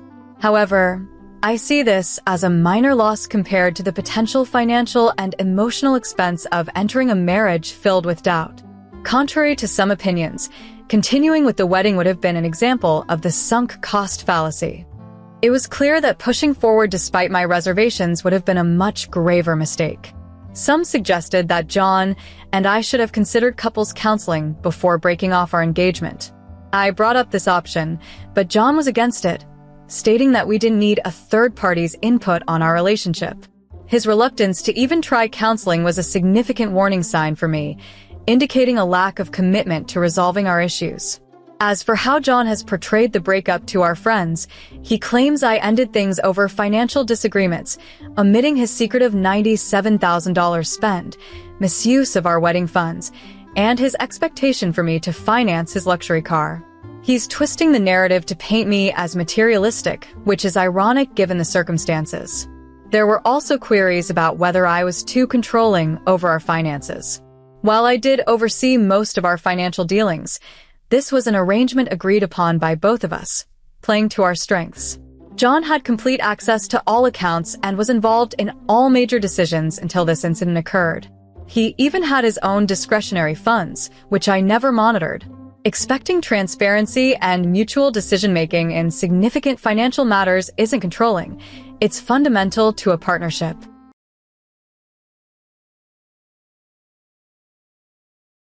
At 25, I have a tale that threads through the fabric of family, loss, and unexpected reunions.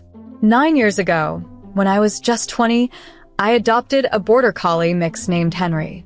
With his black and white fur and one charmingly floppy ear, he came into my life by chance during a visit to a local animal shelter to donate old blankets.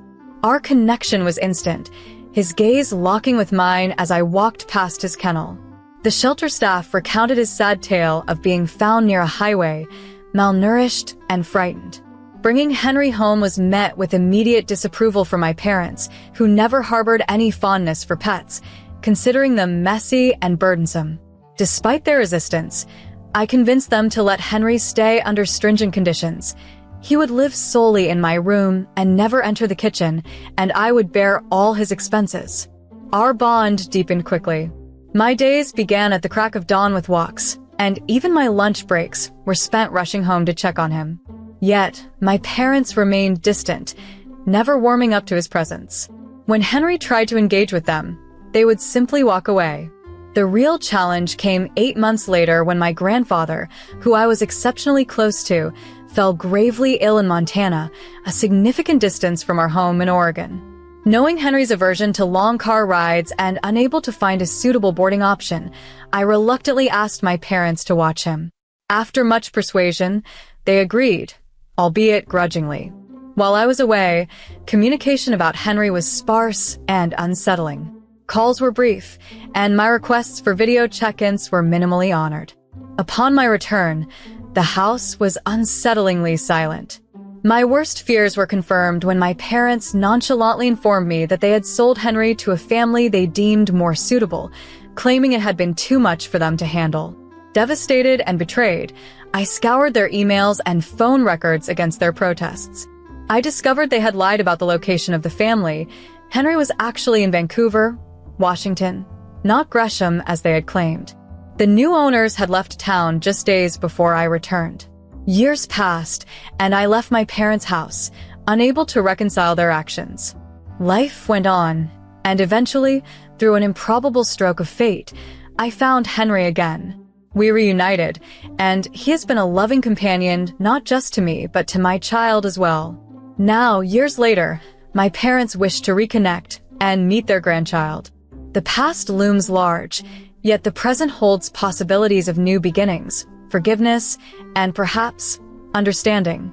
To reunite with my beloved cat Henry, I made a sudden decision to drive to Vancouver, packing 4 suitcases and leaving without informing my parents. That night, I arrived and slept in my car outside the address given in an email. The following morning at 9 a.m., I went to the door and was greeted by a woman in her 27s holding a toddler. I explained that my parents had sold Henry while I was busy taking care of my elderly grandfather. She was surprised, having been told by my father that they were downsizing to a pet-free home. The joy was palpable when Henry saw me in the backyard. His excitement knew no bounds. Fortunately, the family was understanding, having only had Henry for a few days without forming a deep bond. I compensated them $270 for their trouble, and soon, Henry and I were on our way back to Oregon, though not to my parents' house. This marked the start of a challenging new chapter. With $3,700 in savings and a car loan at $270 a month, finding affordable, pet-friendly housing was urgent. Initially, I stayed in a pet-friendly motel while apartment hunting, a process complicated by hefty deposits and pet fees I couldn't afford. A high school friend let me crash on his couch for 3 weeks, which I extended by couch surfing at different friends' places for 3 weeks. Meanwhile, I worked at an automotive pizza parcel earning $17 an hour, barely enough to make ends meet. Eventually, I found a room in a house with 4 others. The room was tiny, fitting just a twin bed and a dresser, but crucially, it allowed pets for an extra $47 a month. I immediately took it and continued to work 2 jobs to support us. Henry spent long days in the room, and I ensured he got his exercise by waking at 5:27 a.m. for morning runs. During this period, I cut off contact with my parents, despite their attempts to reach out.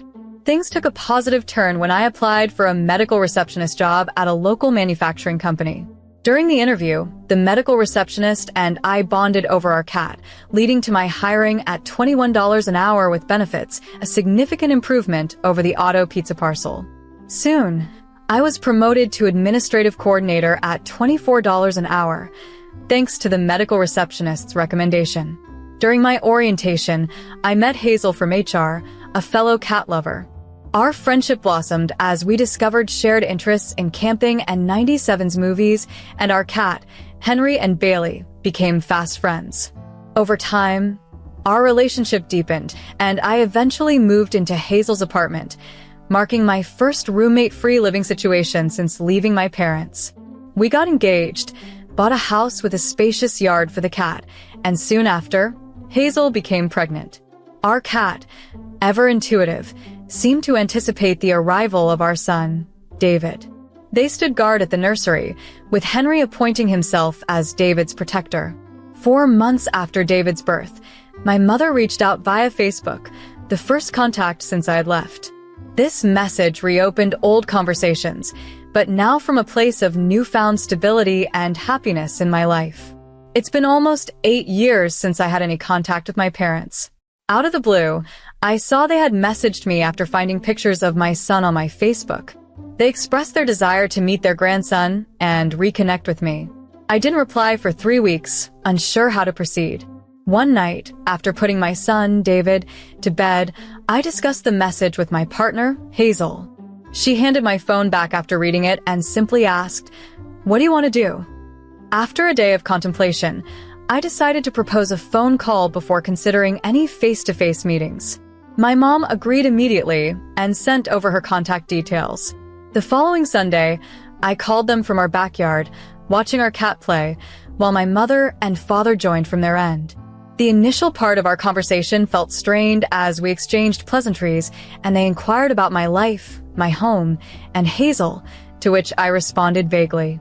However, when they asked about David, I found myself sharing more openly about his latest milestones. The conversation eventually shifted to the past, and my mom, with a hint of hesitation, apologized for a past incident involving our family cat, Henry, which they had given away during my absence, without my consent. My father then added that I had put them in a difficult position by expecting them to care for Henry without prior agreement. The call soon devolved into a mix of tepid apologies and attempts to shift some blame onto me. It was evident that they still viewed themselves as victims of the circumstances rather than acknowledging the full impact of their actions. Before ending the call, my father asked when they could meet David. I told him I needed time to think about it. That night, I shared the details of the call with Hazel. She listened intently and concluded that my parents hadn't changed and still failed to grasp the gravity of their actions. Over the next week, my parents sent several messages, pushing for a visit and suggesting we move past the incident, yet without showing genuine understanding or remorse. I finally replied, stating that I wasn't ready for them to meet David or have a place in our lives. Their responses were quick and heated, with my father accusing me of being petty and my mother threatening to explore legal grandparent rights. I blocked them on all fronts that same day and alerted family members like DDE to refrain from sharing details about our lives with my parents. Months later, we received a formal letter from a lawyer about grandparent visitation rights. After consulting our lawyer, we learned they had no legal standing due to the absence of any prior relationship with David. We prepared a detailed account of our strained relationship and their recent threats, which our lawyer used to dissuade any further legal actions. This kept them at bay for nearly a year. When they did try to reach out again, it was through other family members who had received distorted accounts of the past from them. I decided to set the record straight by sending a detailed letter to those family members, explaining everything from the incident with Henry to the recent legal threats. The feedback was overwhelmingly supportive, with many shocked by my parents' actions and apologizing for their initial doubts about my stance. 3 years have passed since their initial attempt to reconnect. David is now a lively toddler, Henry is aging but still active, and Hazel and I have welcomed our daughter, Ellie. We've recently decided to marry, confirming our commitment to each other and our family after ensuring we were ready for this step in our relationship. We decided to have a small, intimate wedding in our backyard, surrounded by close friends and family. Our pets, Henry and Bailey, were set to walk down the aisle with the wedding rings attached to their collars, assuming we could manage to keep their attention off the squirrels. 3 weeks before the ceremony, my mother reached out via my cousin, expressing a desire to attend the wedding and reconnect. After a thoughtful discussion with my partner, Hazel, I decided to speak with my mother. During our brief conversation, I explained that the wedding would be small and that due to unresolved issues from our past, I wasn't comfortable having them there. To my surprise, my mother responded calmly, accepting my decision. She then inquired about Henry, which was unexpected as my parents had never shown interest in him before. I told her that Henry was aging but remained spirited and good with the kids. My mother expressed regret over the past actions that had driven us apart, marking the first sincere acknowledgement I had heard from her. We chatted a bit more about Henry and the kids before ending the call. She didn't ask for an invitation to the wedding but hoped that one day she could meet the children on my terms.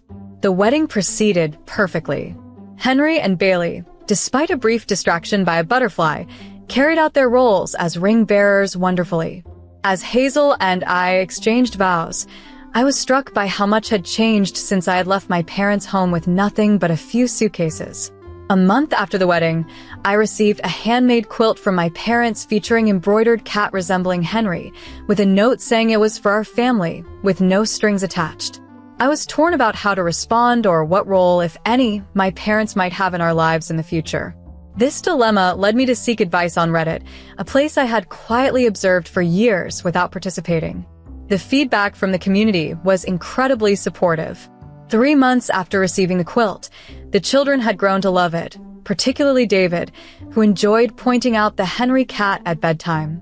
I decided to send a thank you note to my parents with a recent photo of the kids and the cat, but without extending any invitation for further contact. 3 weeks later, a letter arrived from my father.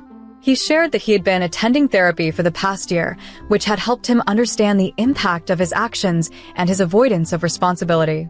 His letter included specific apologies and no requests for meetings or family events, just expressions of regret and efforts to change. Hazel and I felt this was different from their previous attempts and discussed how any reconnection should be gradual and carefully managed. We started with video calls where my parents could see the children but not interact directly. The calls gradually increased in length, and during the 3rd call, our son David even waved at them curiously. After the 4th video call, Hazel and I agreed to meet them in person, cautiously optimistic about taking this next step. We realized that while past hurts could not be forgotten, there might be a path forward for reconciliation on our terms, always prioritizing the well-being of our family. We chose a park located midway between our homes for our meeting, which also featured a playground ideal for the kids.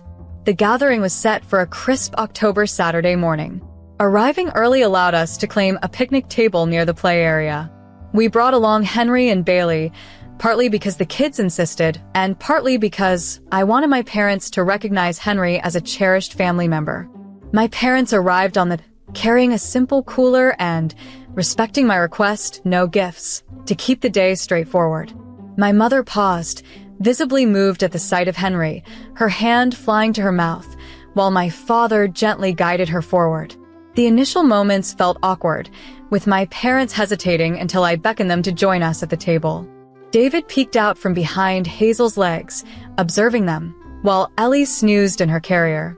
Henry warily approached, sniffing the air. My mother tentatively reached out her hand, and Henry, to my surprise, responded positively, wagging his tail and accepting a pat. "He looks good," my father noted, acknowledging Henry's age and slowed pace. As we wrapped up, my father expressed a hope to repeat such meetings. I said I'd think about it. On the way home, Hazel asked about my thoughts. "They've changed, or they're trying to." I mused, still unsure if it was enough to reconsider their role in our lives. We agreed to continue cautiously, allowing for occasional public meetings while maintaining clear boundaries. Following this, 3 more park meetings occurred over 3 weeks. At the third, David showed my father a toy car, and he responded warmly but cautiously. Henry still received attention from my parents, staying close to us or the kids.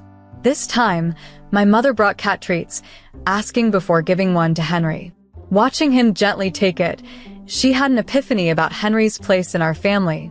Winter brought an end to our park meetings, and we kept in touch through weekly video calls. My parents sent Christmas gifts for the kids, thoughtful yet neutral, with options to exchange if necessary. In January, a call from my uncle informed me of my father's hospitalization with pneumonia. He emphasized that my father did not want his illness to manipulate me into visiting.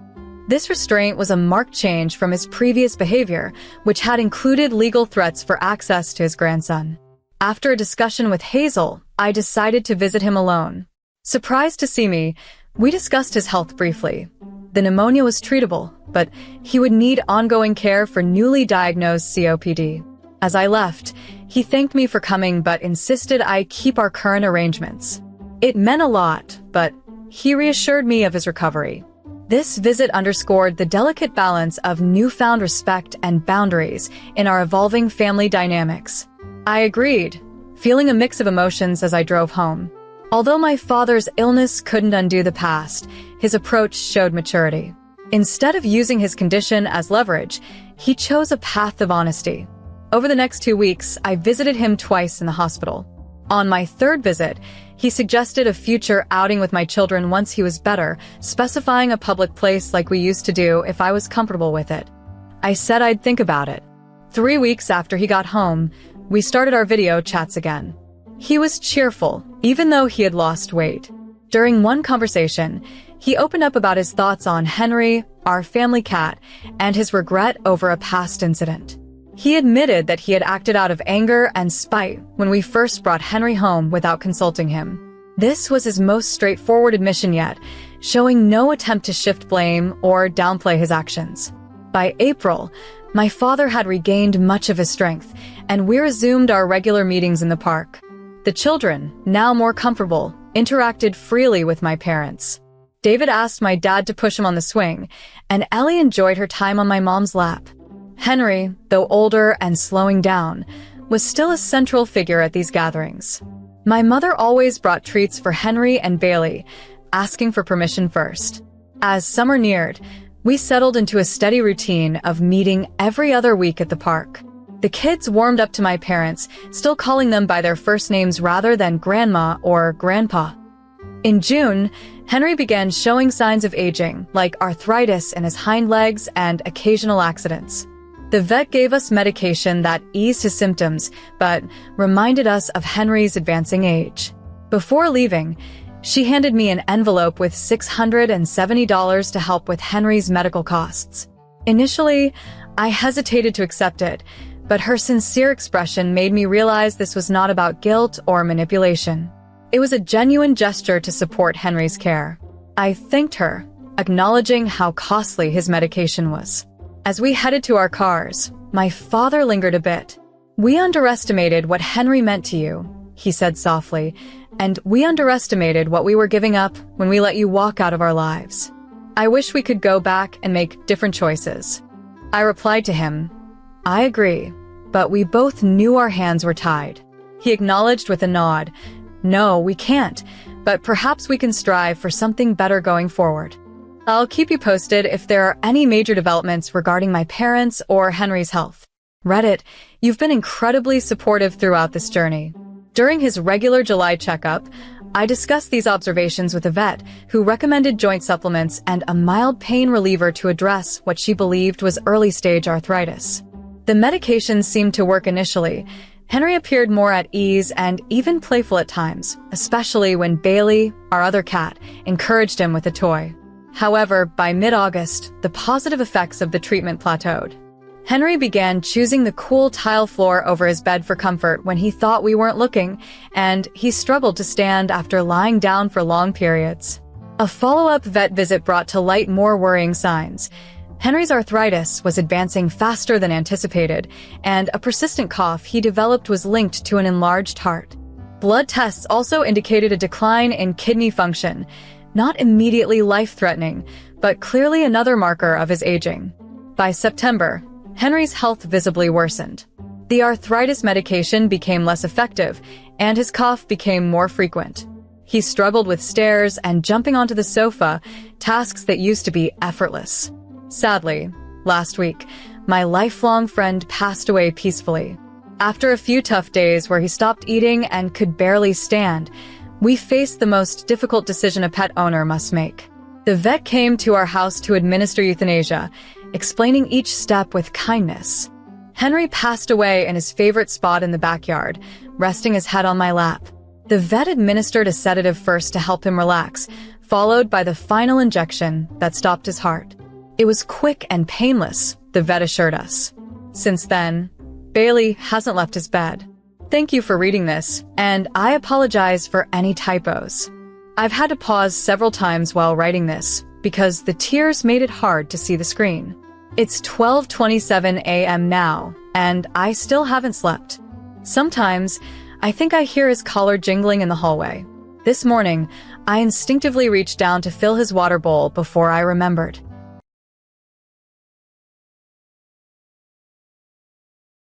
Before the lawyer even had a chance to speak, my sister Hazel bluntly declared, "She will get nothing. Dad despised her." That was the harsh welcome I received the moment I entered the room. There were no pleasantries, no eye contact, just that cruel statement, thrown out for everyone to hear, echoing off the walls. The words struck me hard, like a physical blow, and I instinctively tightened my hold on my son Henry's hand. His fingers squeezed mine in response, seeking comfort. Despite my forced, shaky smile, Henry sensed my distress. He always did. I hadn't even sat down when it became painfully clear. I was an outsider here, not seen as family, but merely an inconvenience they were eager to remove. Hazel, seated at the head of the table, was the picture of authority in her gray suit and tightly pulled back hair, her bright red lipstick marking her readiness for conflict, a battle I hadn't anticipated walking into. Then, Uncle William, my father's elder brother, chuckled dismissively, leaning back with a smug grin, as if enjoying a private joke. "Even her kid knows she's worthless," he said, glancing at Henry with disdain. Henry looked down, hurt, and around the room, I noticed nods of agreement from relatives and family friends, people who had clearly chosen their side long ago. My throat was dry, the room filled with the stifling scent of dust, leather, and Hazel's overpowering perfume. My heart pounded loudly, each beat a reminder of my humiliation. I led Henry to a chair at the far end of the table, isolating ourselves from the group. As he climbed into the chair, his little legs swinging, he folded his hands and seemed to shrink into himself, wishing to vanish. Hazel turned to me then, her eyes cold, her smile devoid of warmth, just a venomous pity. "You know this is pointless, right?" she said, her voice chillingly smooth. "Dad rewrote the will, cut you out completely, said you were dead to him." I could only nod slightly, overwhelmed by silence, my heart sinking further. Why had I even come? I had hoped for some small acknowledgement, a note or a gesture that showed I was remembered. But there, in that room, I felt the weight of being erased, not just by my father, but by everyone I once knew. Just as I was about to leave, to escape the predatory atmosphere as the estate was about to be divided, the door creaked open. Mr. Daniel, my father's lawyer, entered, a thick folder under his arm. His presence commanded immediate attention, and the room tensed, anticipating the reading of the will. I braced myself for further rejection, expecting nothing but prepared to face it. However, unknown to Hazel, William, and even myself, Henry had brought something crucial, a video he recorded.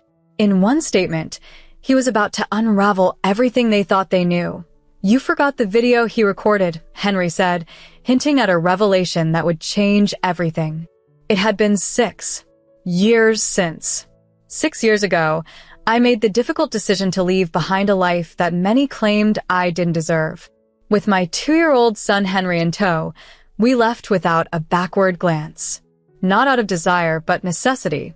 Every interaction with my father ended in either deafening silence or explosive arguments.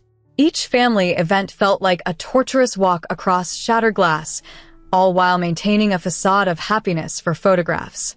Yet here I was, returning to a room still heavy with the sense of cigar smoke and lingering resentment.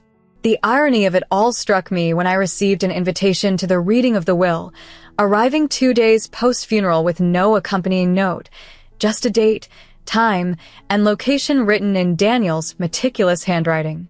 For a moment, I pondered if it was an error, perhaps meant for my brother, or maybe a cruel parting joke. However, Henry, now 10, with his gentle eyes and calm certainty, insisted we attend. "We should go, Mom," he urged. "Maybe there's something you need to hear." His wisdom, far beyond his years, often made me wonder if he viewed the world through a lens most adults never managed to find. So we went. I dressed in the same plain black dress I last wore to my mother's funeral, while Henry chose a neat button-up shirt and asked me to braid his hair. His simple compliment that morning, "You look beautiful, Mom," was a stark contrast to my internal turmoil, the sleepless nights, and the dread of facing those who had ostracized me for nearly a decade. To them, my sister Hazel was the paragon of virtue. She stayed, she cared for her father, and made sure her narrative was the one everyone believed. They turned her tales into their truth. Meanwhile, they labeled me as the one who abandoned the family, who couldn't handle life's challenges, who simply ran away. They never bothered to understand why I left, that I could no longer endure a crumbling marriage, or that the day I arrived at my father's doorstep with Henry and a suitcase, he closed the door on us without uttering a word. They didn't know that the very person meant to shield me from the world's harshness had turned into just another barrier I had to overcome. Uncle William, echoing my father's sentiments, never ceased to repeat that family doesn't give up, that loyalty is thicker than water, and not to return seeking sympathy. I had ceased trying to mend those bridges. Instead, I built a tranquil life for Henry and myself, filled with peace, love, and laughter. Yet, a part of me clung to a frail hope that perhaps, in his final moments, my father might have harbored some regrets, might have left something behind for us. This sliver of hope compelled me to open the invitation and attend the will reading. As I sat in that room, encircled by cold stares and self-satisfied smirks, I felt foolish for harboring any hope. Henry remained silent, his posture erect, his eyes meticulously studying each face as if deciphering a puzzle. His calmness slightly unnerved me, as if he was anticipating something more than just the reading of a will. And when Mr. Daniel finally cleared his throat and opened the folder, I leaned back in my chair, whispering to myself to endure this moment without breaking. But Henry, sitting beside me, seemed to be bracing for something far greater than mere grief. Before the day was over, he was poised to reveal something significant. I was the only one truly tuned into the somber atmosphere as my father's will was being read. Mr. Daniel, our attorney, cleared his throat, a signal he often used to command attention without explicitly asking for it.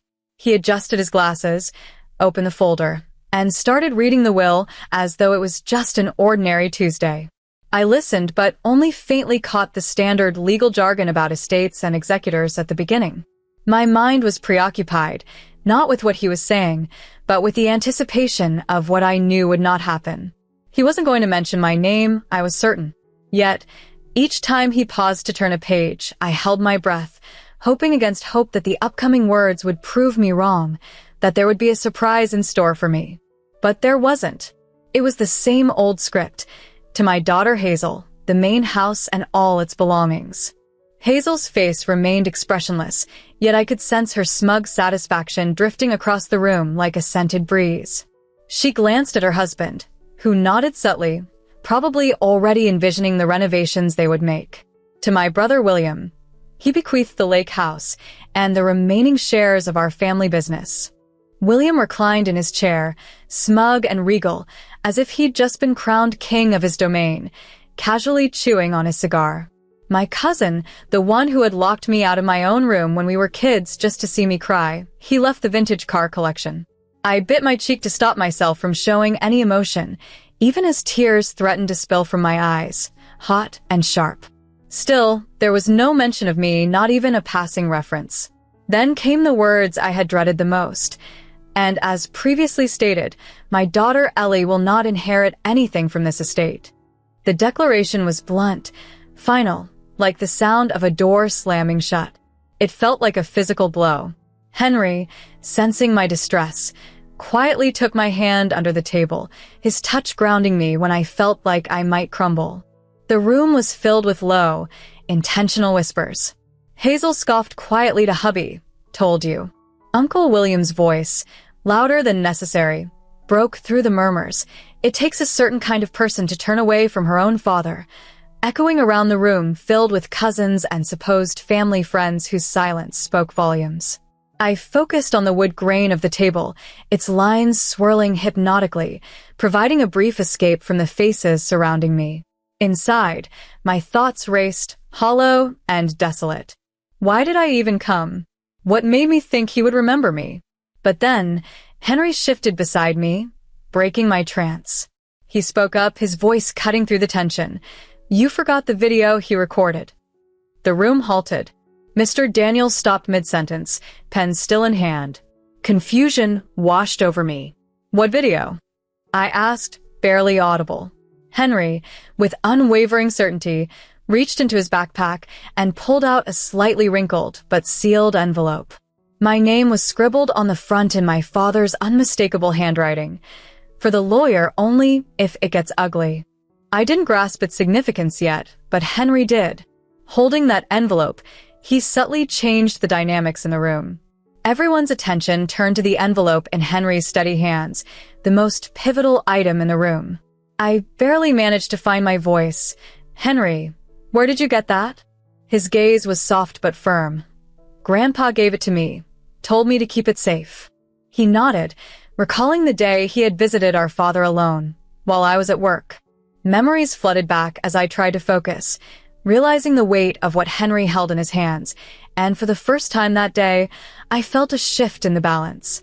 Henry had never broed to Mr. Daniel before, so when he asked to accompany our neighbor to drop off an item at Dad's, I was surprised but agreed. It was the first time I allowed him to go without me. At the meeting, Mr. Daniel, sitting across from us, politely requested something from Henry, who passed him an envelope without any hesitation. The room was tense, everyone's attention focused on Mr. Daniel as he carefully opened the envelope. The faint sound of the envelope tearing was the only noise until he pulled out a plain, small, black USB drive. My heart raced as if it were something explosive. Mr. Daniel's expression shifted ever so slightly as he read a note from the envelope, clearly in my father's handwriting. This slight change was the first crack in his otherwise composed demeanor. Without speaking, he acknowledged some silent confirmation with a slow nod. Breaking the silence, He addressed the room in a hushed tone, revealing that the USB contained a video message from my father, meant to be viewed only under contentious circumstances as per the sealed instructions with the will. Both Hazel and William seemed uneasy. Hazel scoffed dismissively while Uncle William expressed skepticism about the authenticity of the contents. Mr. Daniel calmly assured them of its validity, noting the timestamp and the familiar handwriting and signature. Legally obliged, he connected the USB to his laptop. As he did, the atmosphere in the room thickened. Everyone silent, motionless. I felt every heartbeat, gripping my chair's arms tightly, my breathing shallow and erratic. Curiosity, fear, and a myriad of emotions overwhelmed me. I wondered why Dad would leave a video and what Henry knew about it. As the video started, the screen briefly went black before revealing my father. He looked older, frielier than I remembered, seated at his familiar desk, wearing the navy sweater I gave him for his last birthday. It was the first time I saw him wear it. His hands were clasped together, his gaze direct but weary. When he spoke, the room stood still. "Hi, Ellie," he began, his voice bringing a flood of memories. He looked worn, his posture less commanding than before, but it was unmistakably him. Fat sitting there as he had during our childhood, only now his expression was softer, more relatable. "If you're watching this," he continued, "I'm gone, and I suspect things at the reading didn't go smoothly." His hands, he sat there, hands clasped tightly in front of him, his fingers twitching slightly, a small, nervous habit we both shared. "I never expected any reconciliation between you and the family. I'm well aware of their opinions about you, and I admit, I've voiced similar thoughts myself."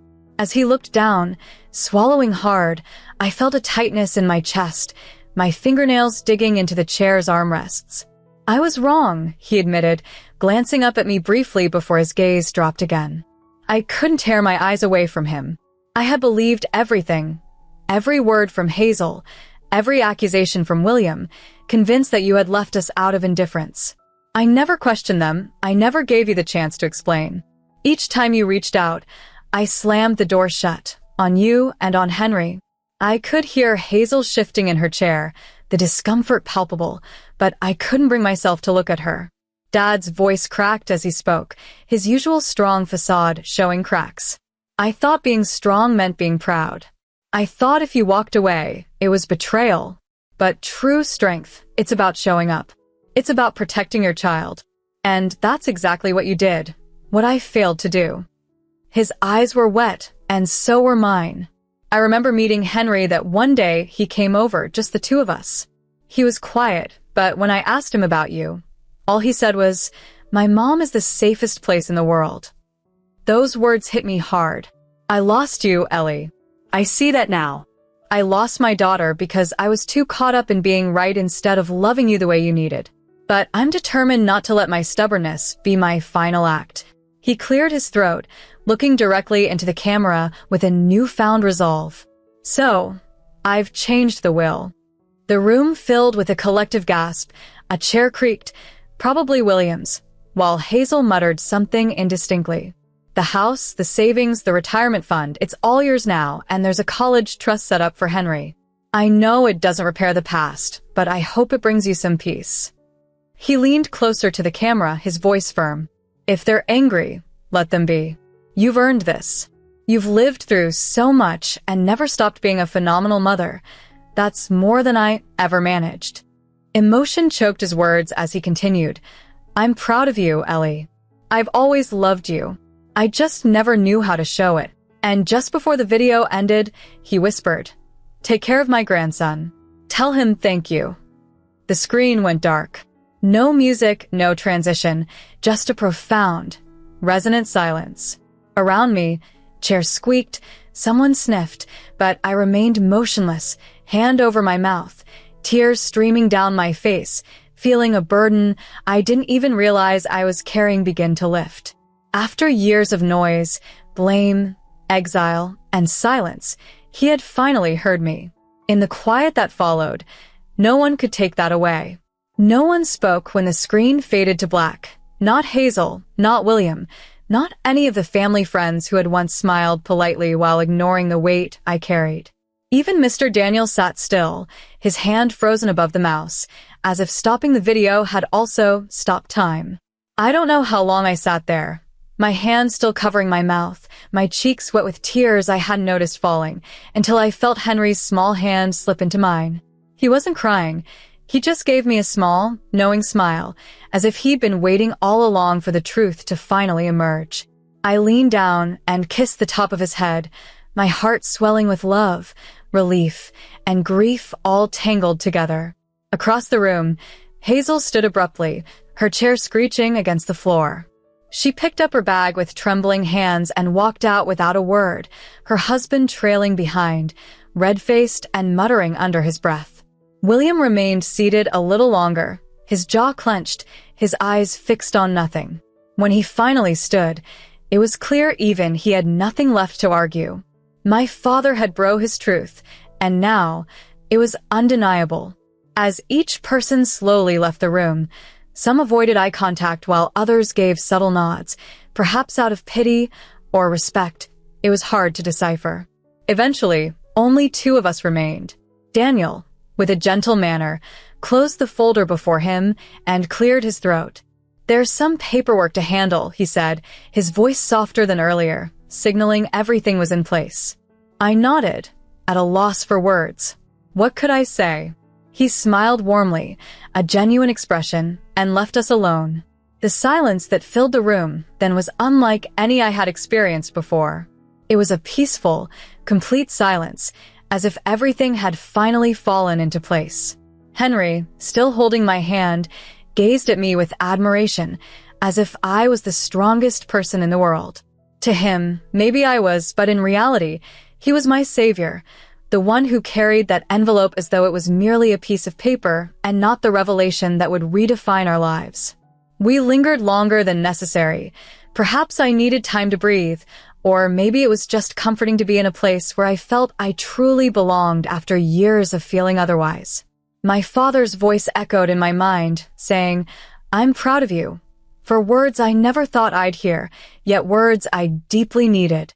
Reflecting on the years of silence, of blame, of feeling invisible, I realized that now I was neither invisible nor forgotten. I was acknowledged and remembered. Turning to Henry, I whispered, "Thank you." He looked puzzled.